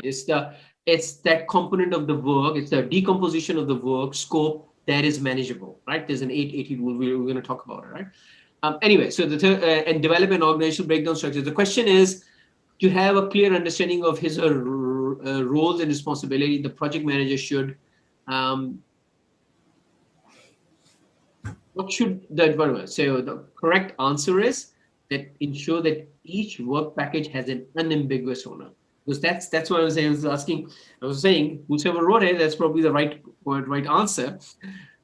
Because work package is the lowest possible decomposition of the big scope, high level scope. And if that work package must have an ambiguous owner, it's like Rosenthal. So you have one single owner or one team to doing that work. So there's a rule. We're going to cover this. I don't want to cover now. We're going to talk about what's some rules around how to do it.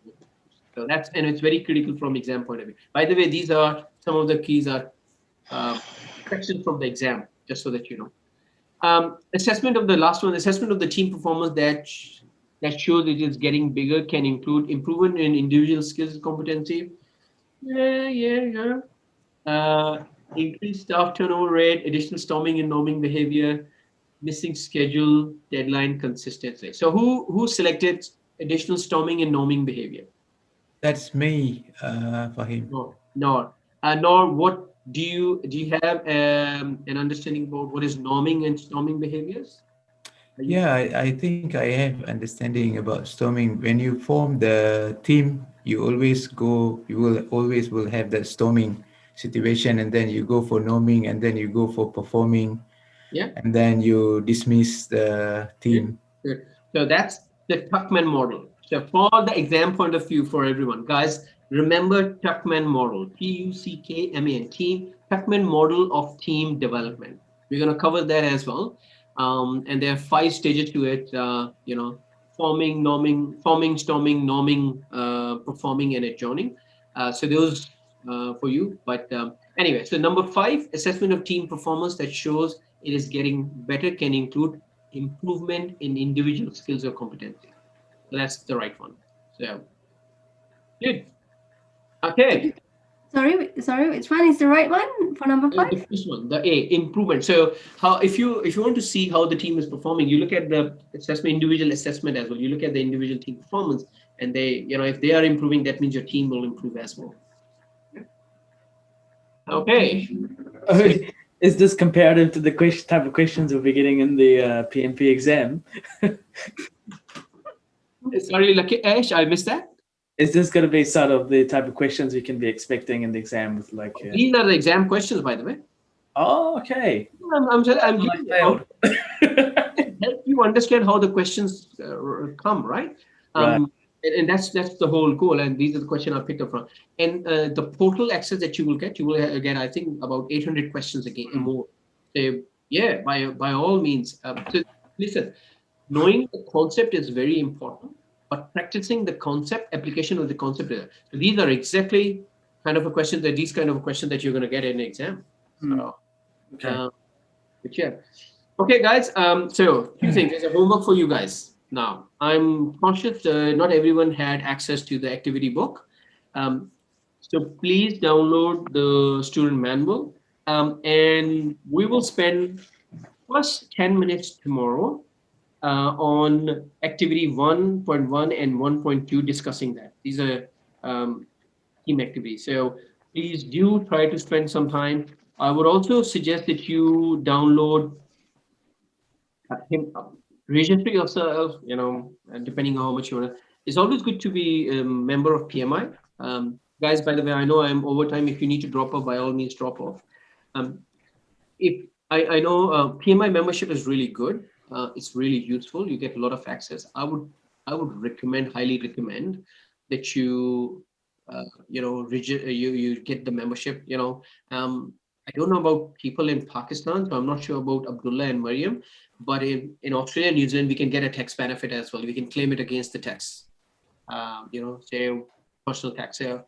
I would suggest, you do it. $129 it's a good investment. PMBOK is key. You have to read PMBOK. Without having a PMBOK, you will struggle to pass the exam. And you don't. What you can do as soon as, and you get access immediately. You get access to digital version. You can order as well. I would suggest just get a digital version, download and print it. That will be a lot cheaper, but it's up to you. Okay. Thank you very much, everyone. I apologize. I took 15 minutes early, but that's because Noah took 10 minutes, asked for 10 minutes break. So no, that's your fault, not my fault. Good. Delegated. Well done, project manager. Yeah. Guys, I hope. Mahim, before you put down, do you mind you remember the slide that you showed us about the schedule that you will be going through and the task? Will you be able to email or? Happy to do that. Yeah, fact, thank you. I was going to ask because I don't think so. I've got everybody's email, and one of the reasons is I send an invite for everyone. Let me just stop. So what I'll do, let me stop the recording so that we can. Yeah. So thank you, everyone. For today, and I'll see you guys tomorrow.